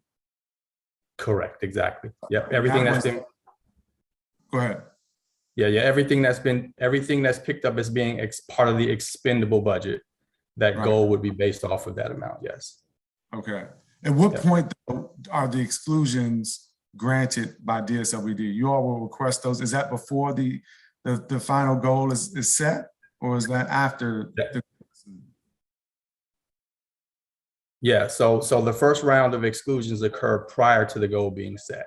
Right. So the 23, the 23 plus million amount was a goal that was set based on the first round of exclusions that you all had requested, and some of which, not all, but some of which may have been granted by DSLBD. That is correct. Okay. And then once the fiscal year ends, you all say, well, we spent this amount and we think that there should have been some exclusions granted based on where we actually spent. That is correct also. And maybe some things added as a result of prime subcontracts that were let based on some of the prime contracts that we had. Correct. Yes. Okay. All right, and you're still waiting for that? And when you're gonna hear back from DSLBD? My last go ahead. No, go ahead, please. My apologies. You finish. No, you. I think you were. Yeah. So I was saying my last contact with them was last week in reference to that, and what was indicated was that the system has not been reopened, but is expected to be open soon. So once that occurs, we'll actually go in and make the adjustments or the additional exclusions when that happens. Okay. Thank you for that. You're welcome. FY 2022. What's the goal for this year? And how are you doing up until this point with the spending? Are you on track to meet your FY 2022 goal? Yeah, so the 2022 goal is 20.1 million. And we've spent about 1.27 million towards that goal so far, and Craig can confirm that. And so, yes, I would say we're on track. It has to go through sort of that same process as 21 does, but we feel pretty good in regards to our CBE spend goals and meeting those. Okay, let me just, I'm sorry, I was slightly distracted, but what's the goal for 2022? 20.1 million. Okay, so it's only slightly less than what the goal was for 2021. Right. You said you ultimately spent over 10 million in 2021. What makes you think you're going to meet the goal for 2022? What's happening that? Yeah, I mean, I would say that we don't see anything majorly different happening this year than has happened last year in regards to spend. I think everything is moving along as it has in the past years. And so do you anticipate making additional requests of DSLBD for further exclusions? Yes, I think that 22, once we adjust 21, we expect that 22 will be reflected very similarly. Could somebody talk to me about some of the details about what types of exclusions that you all are seeking? And because I'm when I see a goal of more than 20 million and then a spend of more than 10 million, it's like you're 50% of your goal. You all expect that there'll be additional exclusions, but that doesn't really, to me, it's not something that I see as a benefit to our small business community when exclusions are granted. And so I'd like to know why the goal is being set at an amount that it seems that you all are saying you can't achieve, or for some reason you need to exclude at a subsequent point after which the goal is set. Well, why is that? And what is the CBE community saying about these requests for exclusions that essentially put you at 50% of what the goal is? Yeah, I will let Craig answer that, but I believe that really has to do with the nature of our business and the way that our contracts work. But Craig, can you provide some details around that? Sure. So let's see. So how I can explain that, Chairman, is, for example, if we have a contract that's, I'll just say $10 million, and it is not excluded, meaning that there's no way for CBE participation to take part in that contract, then it becomes part of our expendable budget, okay? If in the fiscal year we only spend $5 million of that $10 million, then we do have to go back at the end of the year and seek an additional exclusion because the goal was based off of 10 million. However, we did not have $10 million that we spent for that year. So can I jump in just to make sure I'm Sure, absolutely. Sure, absolutely. In this example, the goal was set based on a $10 million contract. That's right. You're not saying that you only spent some of that with CBEs. You're saying over the overall contract, you did not spend 10 million. That is correct. Absolutely correct. That's it. Yeah. Okay. Yes. All right. I appreciate that clarification. No,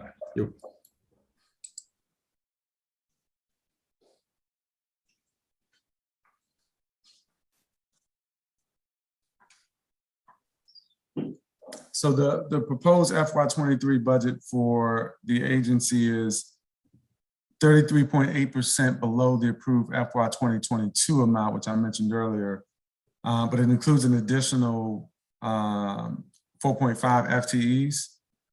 Because in the agency management program, 2.5 in the gaming operations program. What functions will each of those new FTEs serve? Yeah, so there's 4.5. One is a graphic designer that we would like to add as we continue to sort of add businesses. We're finding for marketing purposes, we need to have additional resources there. Sports wagering, we're adding a product manager role. We actually already have a product manager, but we actually froze positions in last year to fund that. And so in this year, we're adding that back and opening back the positions that were sort of frozen to fund that. Another half FTE is a trade development sales coordinator. So what we're finding is we're challenged on the weekends, for example, to make sure that our instant tickets are stocked at vending machines. And so we're adding that function to sort of go around the district and just sort of make sure that, we're continuing to keep things stocked up. And then we have an IT network administrator, and that's just as we've grown in gaming systems and in IT needs, we need to sort of staff that up a little bit as well. And then there's executive direction, a WAE employee that was there before, that has a carryover from before, but I will tell you that we will not likely be adding that position or filling that position. Okay, so let me just ask, how many vacancies do? Yeah. So with the FTEs, it's a total of 14. Okay, total 14. And how much in vacancy savings do you all have? Craig, can you provide that number? So we actually do not budget for vacancy savings. However, of course, when we go through the FRP process for each quarter, we do report FRP process. What's that? Yeah, I'm sorry, the financial reporting process. So Okay. quarterly process that we go through to match up revenues and sources with outflows. And so the projection, the first quarter, we showed a projection of about $1.3 million in personnel savings. However, we do have the quarter that just ended in March, which we'll be set to report at the end of April. So we'll see what that projection is at the end of April. Okay, and did you all have any surplus with the agency for FY 2021 and or FY 2020? Surplus in personnel? No, overall budget surplus. Well, as you're aware, any surplus that the lottery has actually gets transferred to general fund. So the answer would be no. We don't have surplus. Yeah, I'm just curious as to what the amount was, if there was one at all that would have been transferred to the general fund. Sure. In FY 2021, it was 48.1 million, and in FY 20 it was 38 million. Got it. Okay.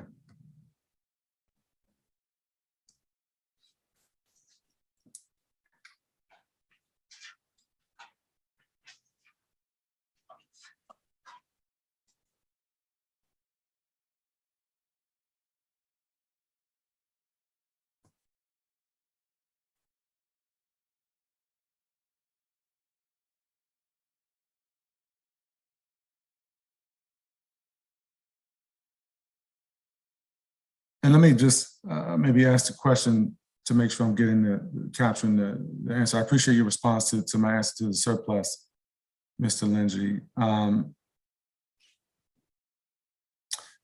For FY 2022, and I think your answer was for 2020 and 2021, but for FY 2022,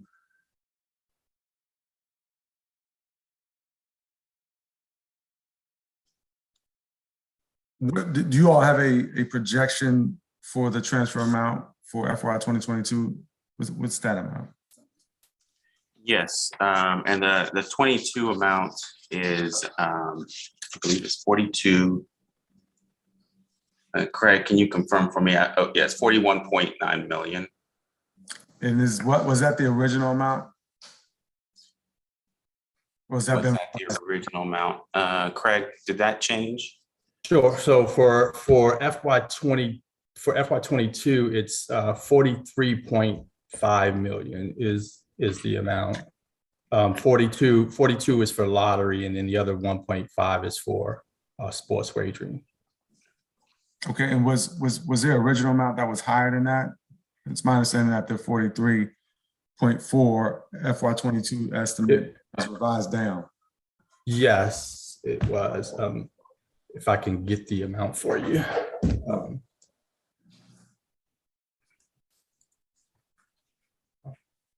And then if you can discuss why it was revised down.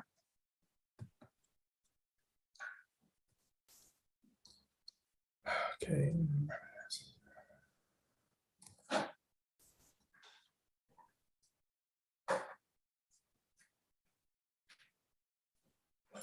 Okay. And I'm sorry, I'm looking for, I'm pulling up the original. It's The fine. original estimates because they were revised down some time So ago. let me tell you what I think my Sure. staff, Yeah. and maybe you can let me know whether. Why is give me 1 second. So I do have it. Give me 1 second, Mr. Lynn. Sure.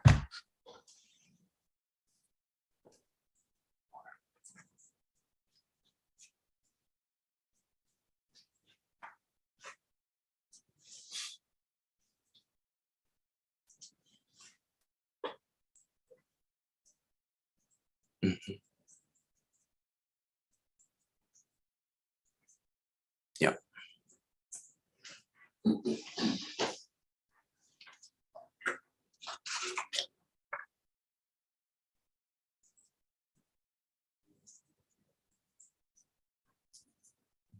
I had a bit of a technical difficulty with my laptop, but all right. So do you have that revised? You have the original amount?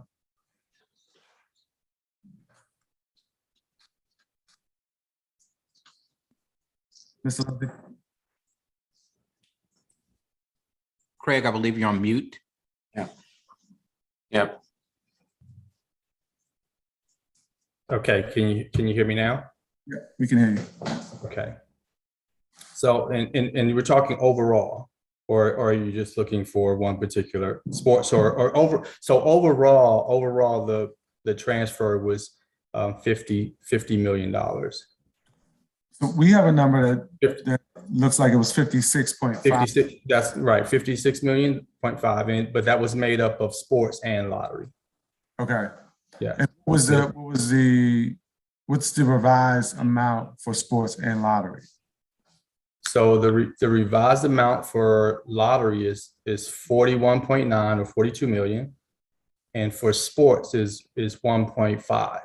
Right. So it was revised down by slightly more than $13 million is my count. And what do you attribute the downward revision of the estimate for the transfer? Yeah. I can answer that if you'd like. Did you want, sure, you can take it. I mean, that's fine. Yeah. So, and Craig, to make sure that I'm saying this correctly, that is mostly sports wagering difference, correct? That's correct. That's correct. Right. So the majority of that change is due to really taking a look at what we truly expect sports wagering to come in FY 2023. Not sure if you remember during the performance oversight hearing, we talked about now having a lot more information, right? So we know that since we were approved to have sports wagering in a district, we've now brought on, or the country has brought on 20 more jurisdictions with sports wagering. So we have a lot more data now that's helping us forecast and think about what the true expectations should be, what are realistic expectations for Gambit and sports wagering in the district. And so we can make much better informed forecasts there. And that's really what's driving that. So during oversight, we talked about our population and the fact that the population, given what we're seeing in other jurisdictions and on a per capita perspective, what we can expect, the new numbers really reflect a much more realistic expectation of what we should expect from Gambit and just sports wagering that's operated by the district. Okay, I'm gonna have some questions for you along those lines in a moment, but I wanna just get out of the way just a couple questions that I have about your budget. I left off the proposed personal services budget FY23. Give me 1 second again. Hold on. Yeah, no problem.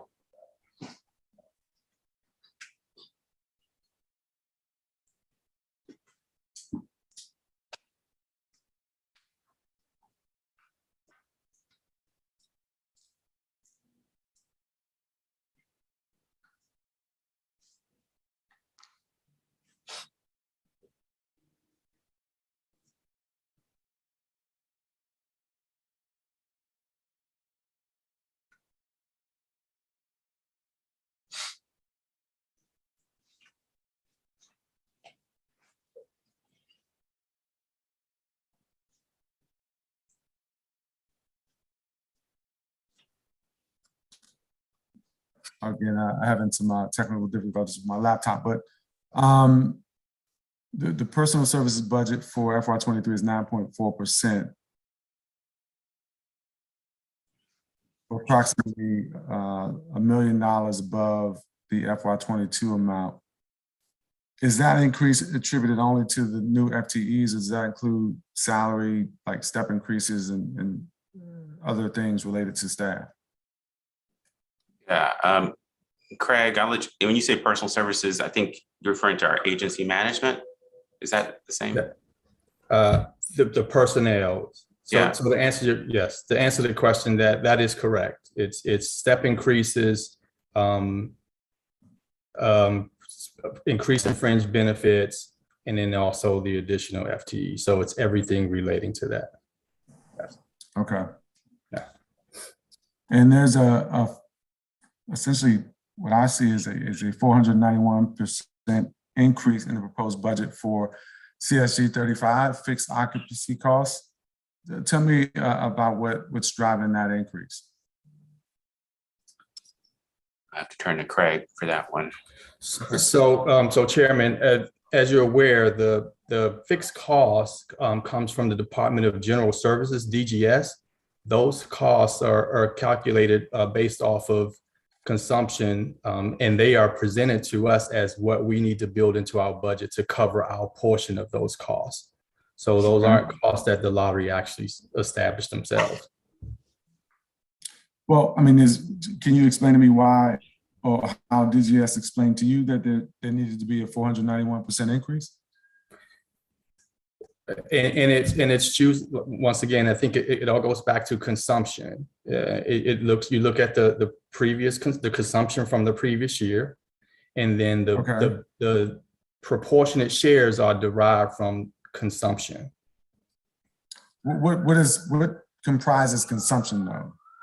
Can you break that down for me, Mr. Lindsay? What comprises consumption of fixed costs?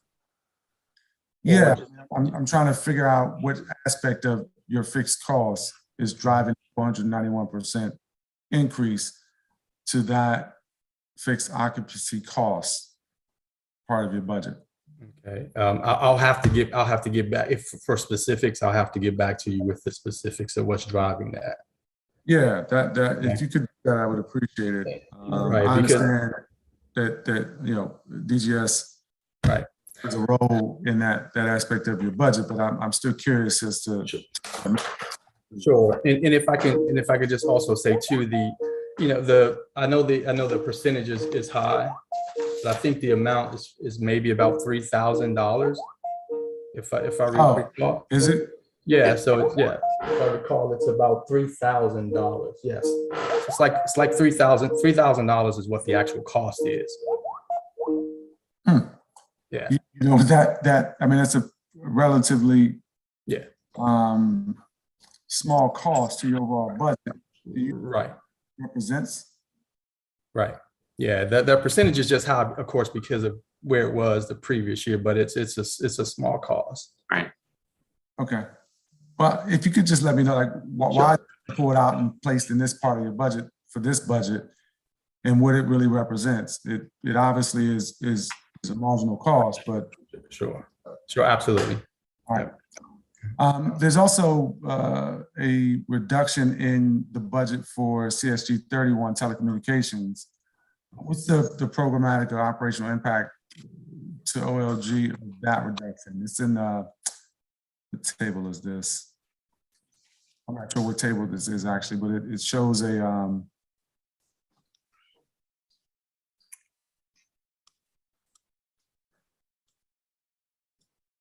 I'm not sure exactly what this amount is actually either. Do you all see where it's represented? It's in table 3.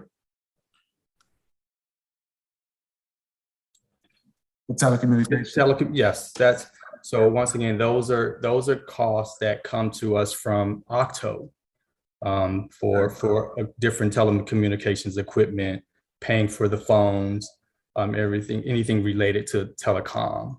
So those costs once again come from another division, and they come from OCFO. Okay. Okay. Yeah.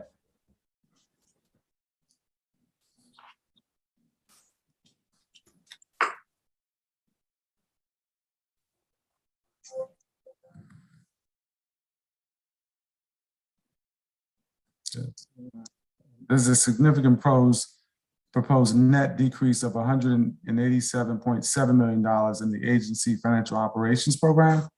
And according to the summary, it appears this aligns with, it aligns the budget with projected revenues. What does that actually mean?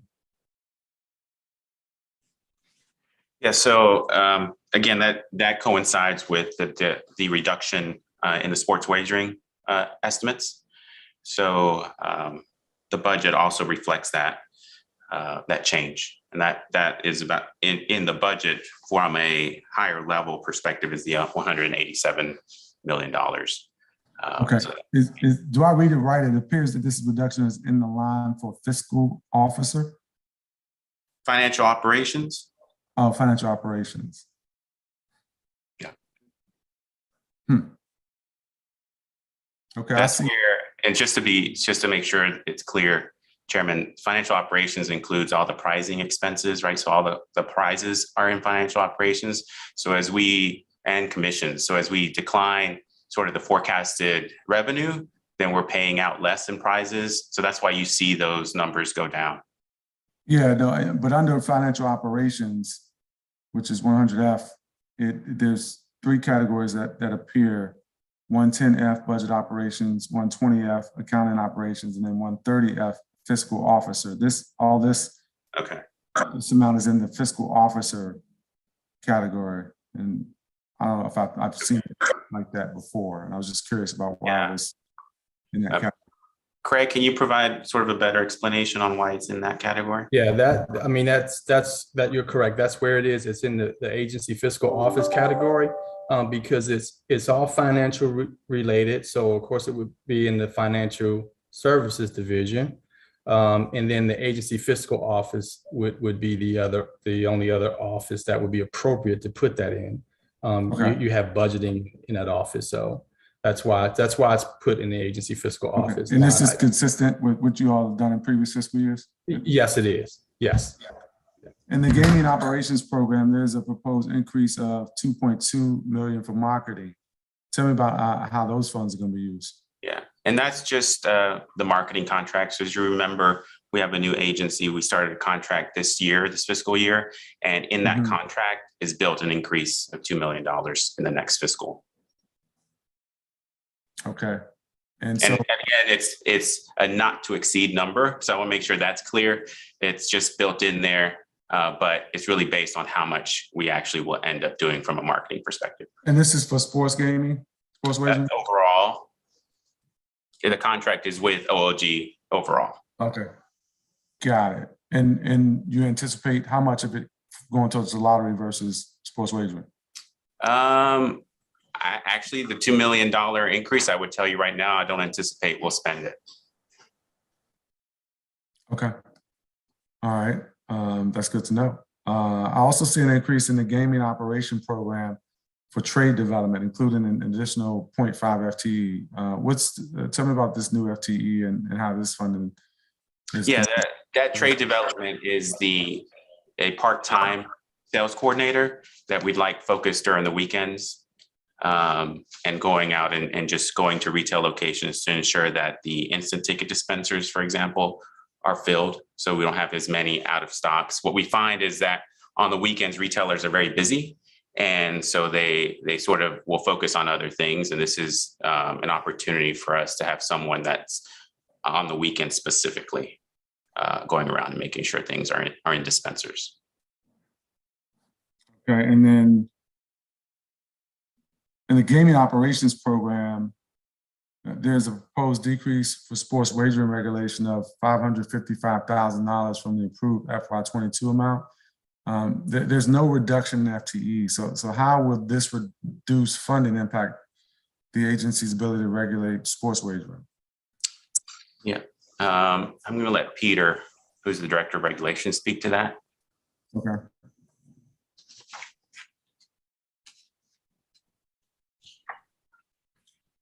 Good morning, Peter Alvarado, Director of Regulation and Oversight. Can you just clarify your question again on the? Sure. The question is in the gaming operations program. This is 6,000. There's a proposed decrease for sports wagering regulation of $555,000 from the approved amount in FY 2022. So I'm curious about this because there's no reduction in FTE. So I'm wondering how this reduction in the amount for this category of gaming operations program may or may not impact the agency's ability to regulate sports wagering. I believe that that decrease is associated with our application portal and the contract there, where that contract on the application portal that we're paying, I believe it runs out. It runs out, and then we are internally taking over at least for right now, the maintenance of that application portal. Okay, and just some quick updates about sports wagering. Have you all posted? It's my understanding that you have not posted your monthly revenue reports for March or April. Is that the case? And if so, why is that? The March ones, we just received the March ones yesterday, and so we will be posting them in the next day or so. So they will be posted to our website. Okay, what about, so have you already posted the ones for January and February? My understanding is yes, we already posted those. Just confirming that. And when should we expect the April will be posted? When do you usually post it? The requirement for the operators is to have them to us by the 5th of the following month.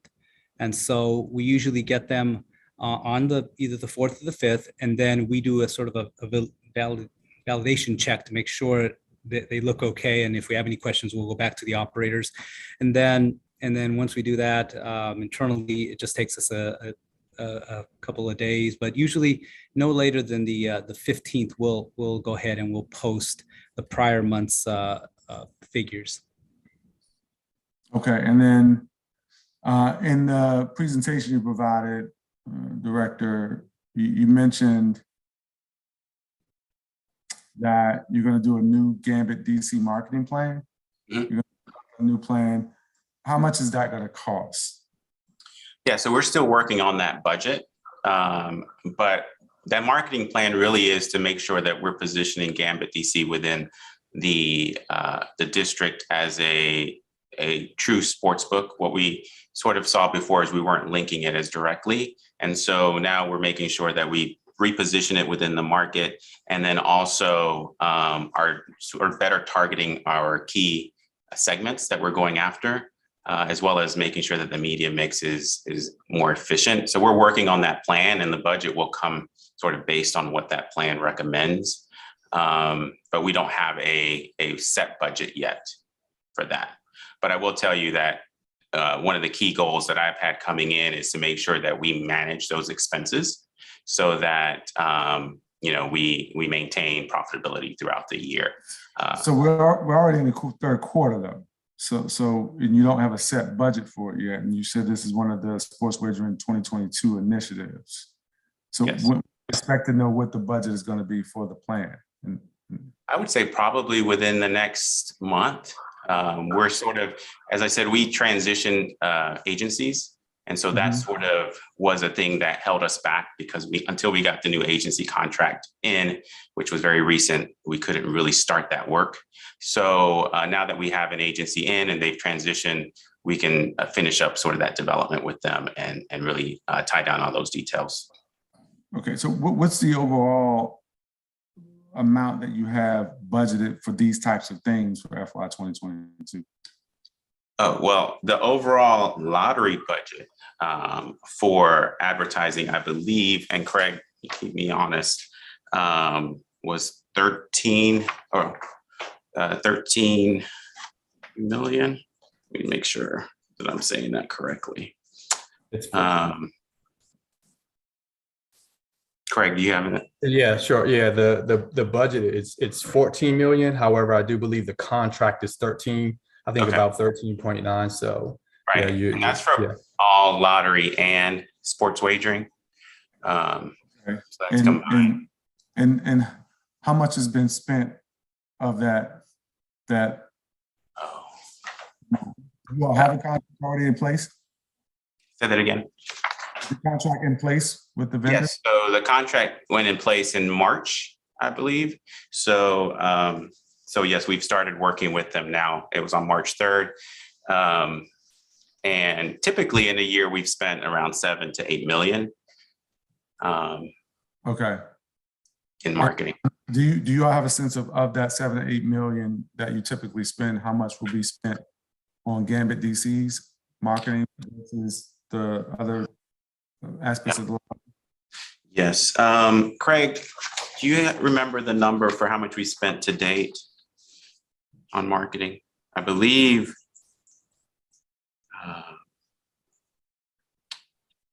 let's see, I don't have it added up total. Sure. So currently it's about $696,000, I believe, and I think that includes. How much is it, Mr. Lindsay? I'm sorry. How much is it? It's about 696,000, and I believe that also includes expenditures up to March. So right, and so my goal is to try and maintain those costs so that we maintain profitability. So really is dependent on sort of handle growth and GGR growth as we go through the year. But I can't tell you for sure exactly what a number will be, but my hope is to, definitely not exceed 2 million. Okay. And it says revamp of the Gambit DC user interface. Yes. And I know it says continue to make ongoing enhancements and complete a total revamp.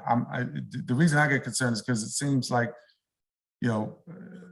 since I've had oversight, we've been discussing revamping of the Gambit user interface the entire time. So what's the difference about this one versus what's been done in the past? Yeah, so this is, in the past, I think they've made enhancements ongoing throughout, right? Adding PayPal, adding streamlining the registration and like different aspects. We just added, for example, or we're about to add the ability to cash out. But this is truly a complete revamp and overhaul of the interface for player.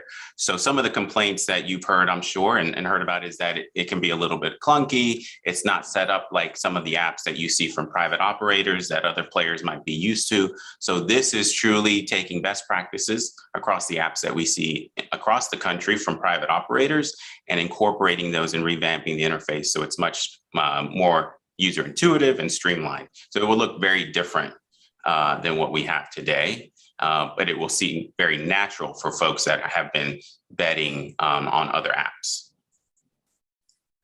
Okay, and I see you said private operated sports wagering expansion continues. Potential of a third Class A license at Audi Field this spring and a second Class B license for a local business. So this Class A at Audi Field, I feel like I've been hearing about this forever. What's taking so long? Yeah, I'll let Peter speak to that, but I do think it's part of the process. A lot of the times, the time that it takes is really we're working with the licensee and getting documents and making sure they have sort of everything in place and ready, and then we do an inspection. But I'll let Peter speak to sort of that process. And then Peter, if you could, Mr. Alvarado, if you could let me know when they actually applied. When did they apply for this license originally?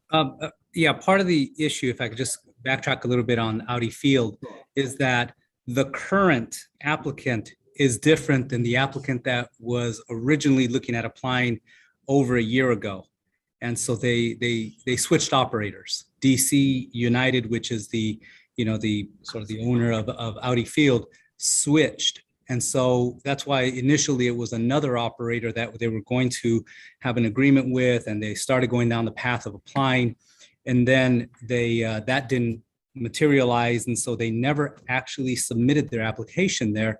And then it switched over to a new one now. I mean, we have it posted. It's FanDuel, and now they're working with. Now I don't know the exact date. I can get that for you, but I believe it was last. I think it was in the early fall. We have a meeting with FanDuel and DC United. We meet with them every 2 weeks. We've been doing inspections of their of the sports book area, and we've been going back and forth, and they're working hard in terms of making sure that they meet all the requirements that we have under the law and regulation for a sports book, all the internal controls, some of the security and surveillance aspects. And so it's required them to do some construction and adding some additional security requirements there. And so they're very close, and and so we're working with them. Like I said, we meet frequently with them, and we also do ongoing inspections of the property as it's being updated. So you don't know offhand when they actually applied? I don't have it handy with me. I can get that to you before we end this call. Okay, that's good. That's fine. And if you can't before the call ends, if you could certainly, as soon as possible, just follow up with the committee, I would appreciate it. Will do.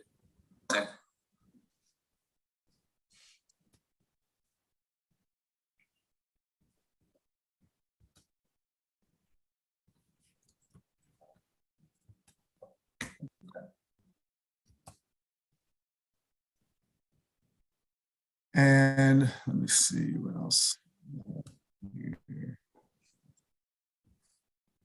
Class B, you said the second part of that was the second Class B license for a local business. This would only be the second Class B, because there's only one Class B approved thus far, correct? Correct. There's only one Class B approved right now. This would be the second. Okay, so when did this applicant for this Class B license apply? It was last year. I'll get you the specific dates. I'm sorry, I don't have them handy with me.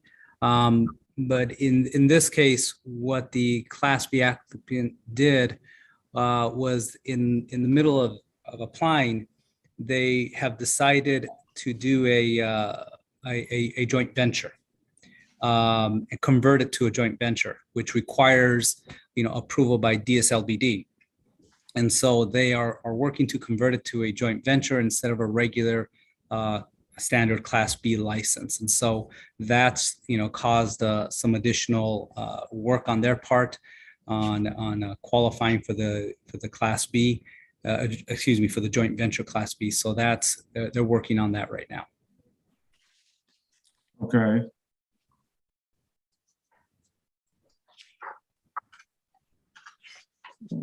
Account of sales, the seller Gambit, resale outlet, and payout percentage 90. All right. Let me just get your general sense. I got two more things. In terms of, because again, you plan to post the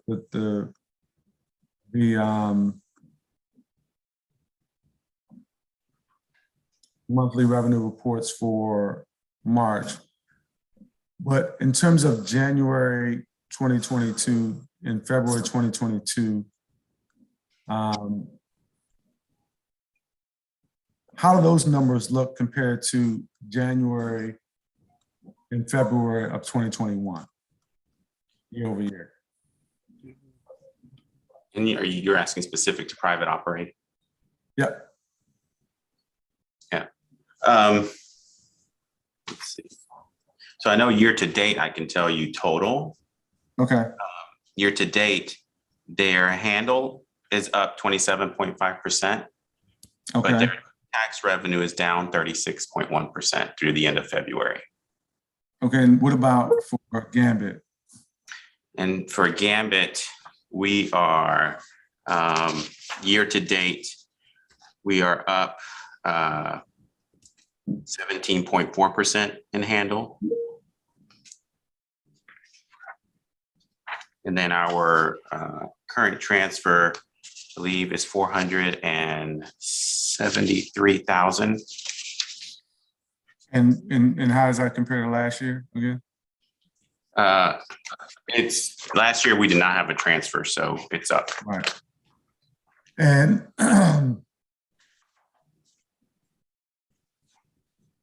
the overall is up 17, more than 17%, but I'm curious about the trend where we are in the last couple of months. Yes. Yes. And the last couple of months have been very strong. So March, for example, for Gambit had its largest month in handle at 6.2 million. It was up 64%. And Largest month ever? ever. Okay. And again, do you have the numbers though for February of this year? Yeah, the Gambit numbers. Yep. Yes. So Gambit in February, let's see, we had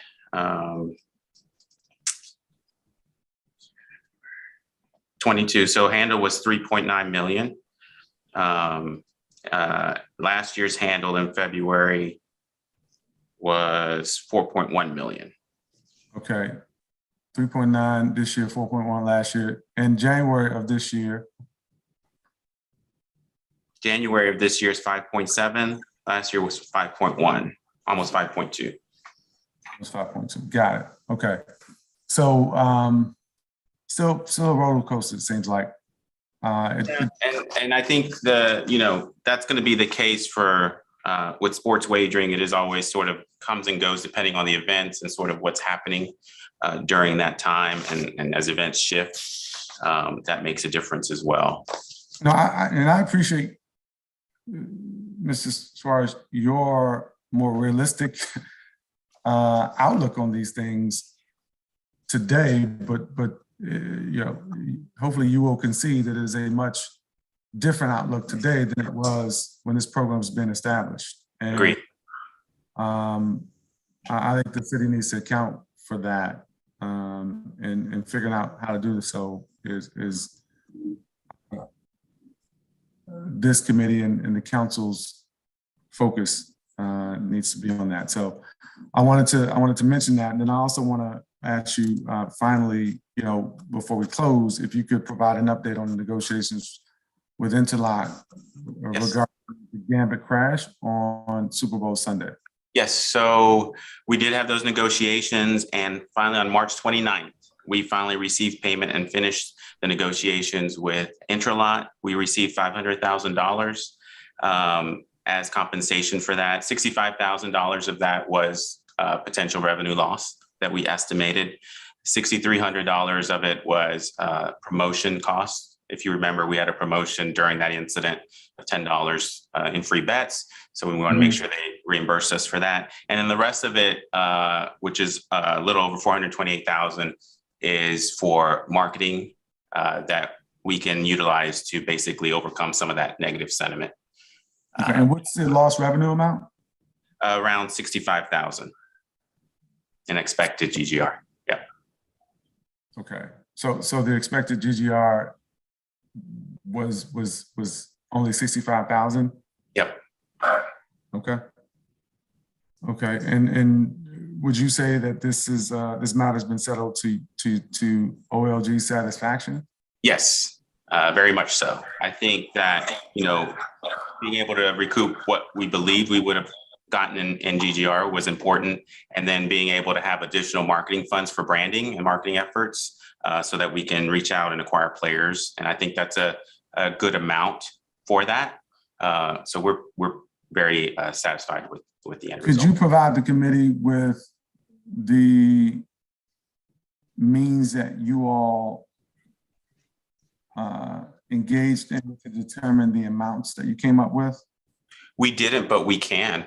Yeah, and it's really based on sort of what our KPIs were for that time, as well as looking at the growth trends. So what did we sort of, how fast was handle growing up until that point?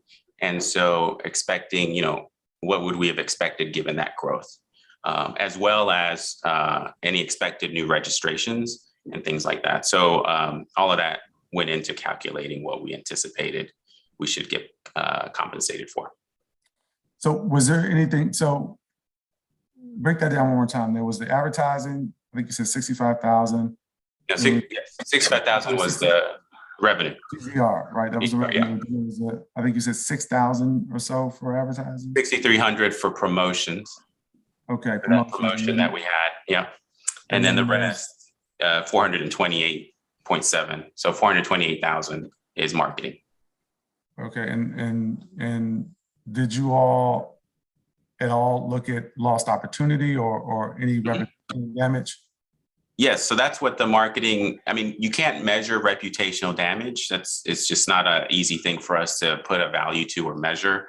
But we did look at, how much we believe we may have lost in player registrations and lifetime value of that, and just making sure that we got that back. That's what the marketing funds are for, to help us drive new player registrations to make up for that. I would like for you to share those insights about how you all determine those numbers. Yep, we can do that. Okay. Is there anything else that you'd like to add to the record? No, I think, thank you for all of your questions. And I appreciate the support and the ongoing engagement. And that's it for us. Okay. I appreciate the testimony of you and your team. I don't think I have anything else at the moment. We appreciate the follow-up that you're going to be providing to, and we'll be looking for that follow-up soon. So thank you to your team, and thank you to the OCFO and its team before. This marks the end of the committee's final budget oversight hearing on the proposed fiscal year 2023 budget. The committee will next convene at 9 a.m. on Monday, April 18th for a public hearing on the following measures. Proposed resolution 24-0616, the Howard University Dormitory Revenue Refunding Bonds Project Approval Resolution of 2022. Bill 24-616, the Earned Income Tax Credit Expansion Clarification Amendment Act of 2022.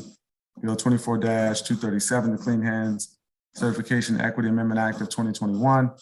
And just a reminder for public witnesses to register by 5 p.m. on Friday, April 15th, if they wish to testify at that hearing. The time is now 11:25 a.m. and this hearing is adjourned. Thank you.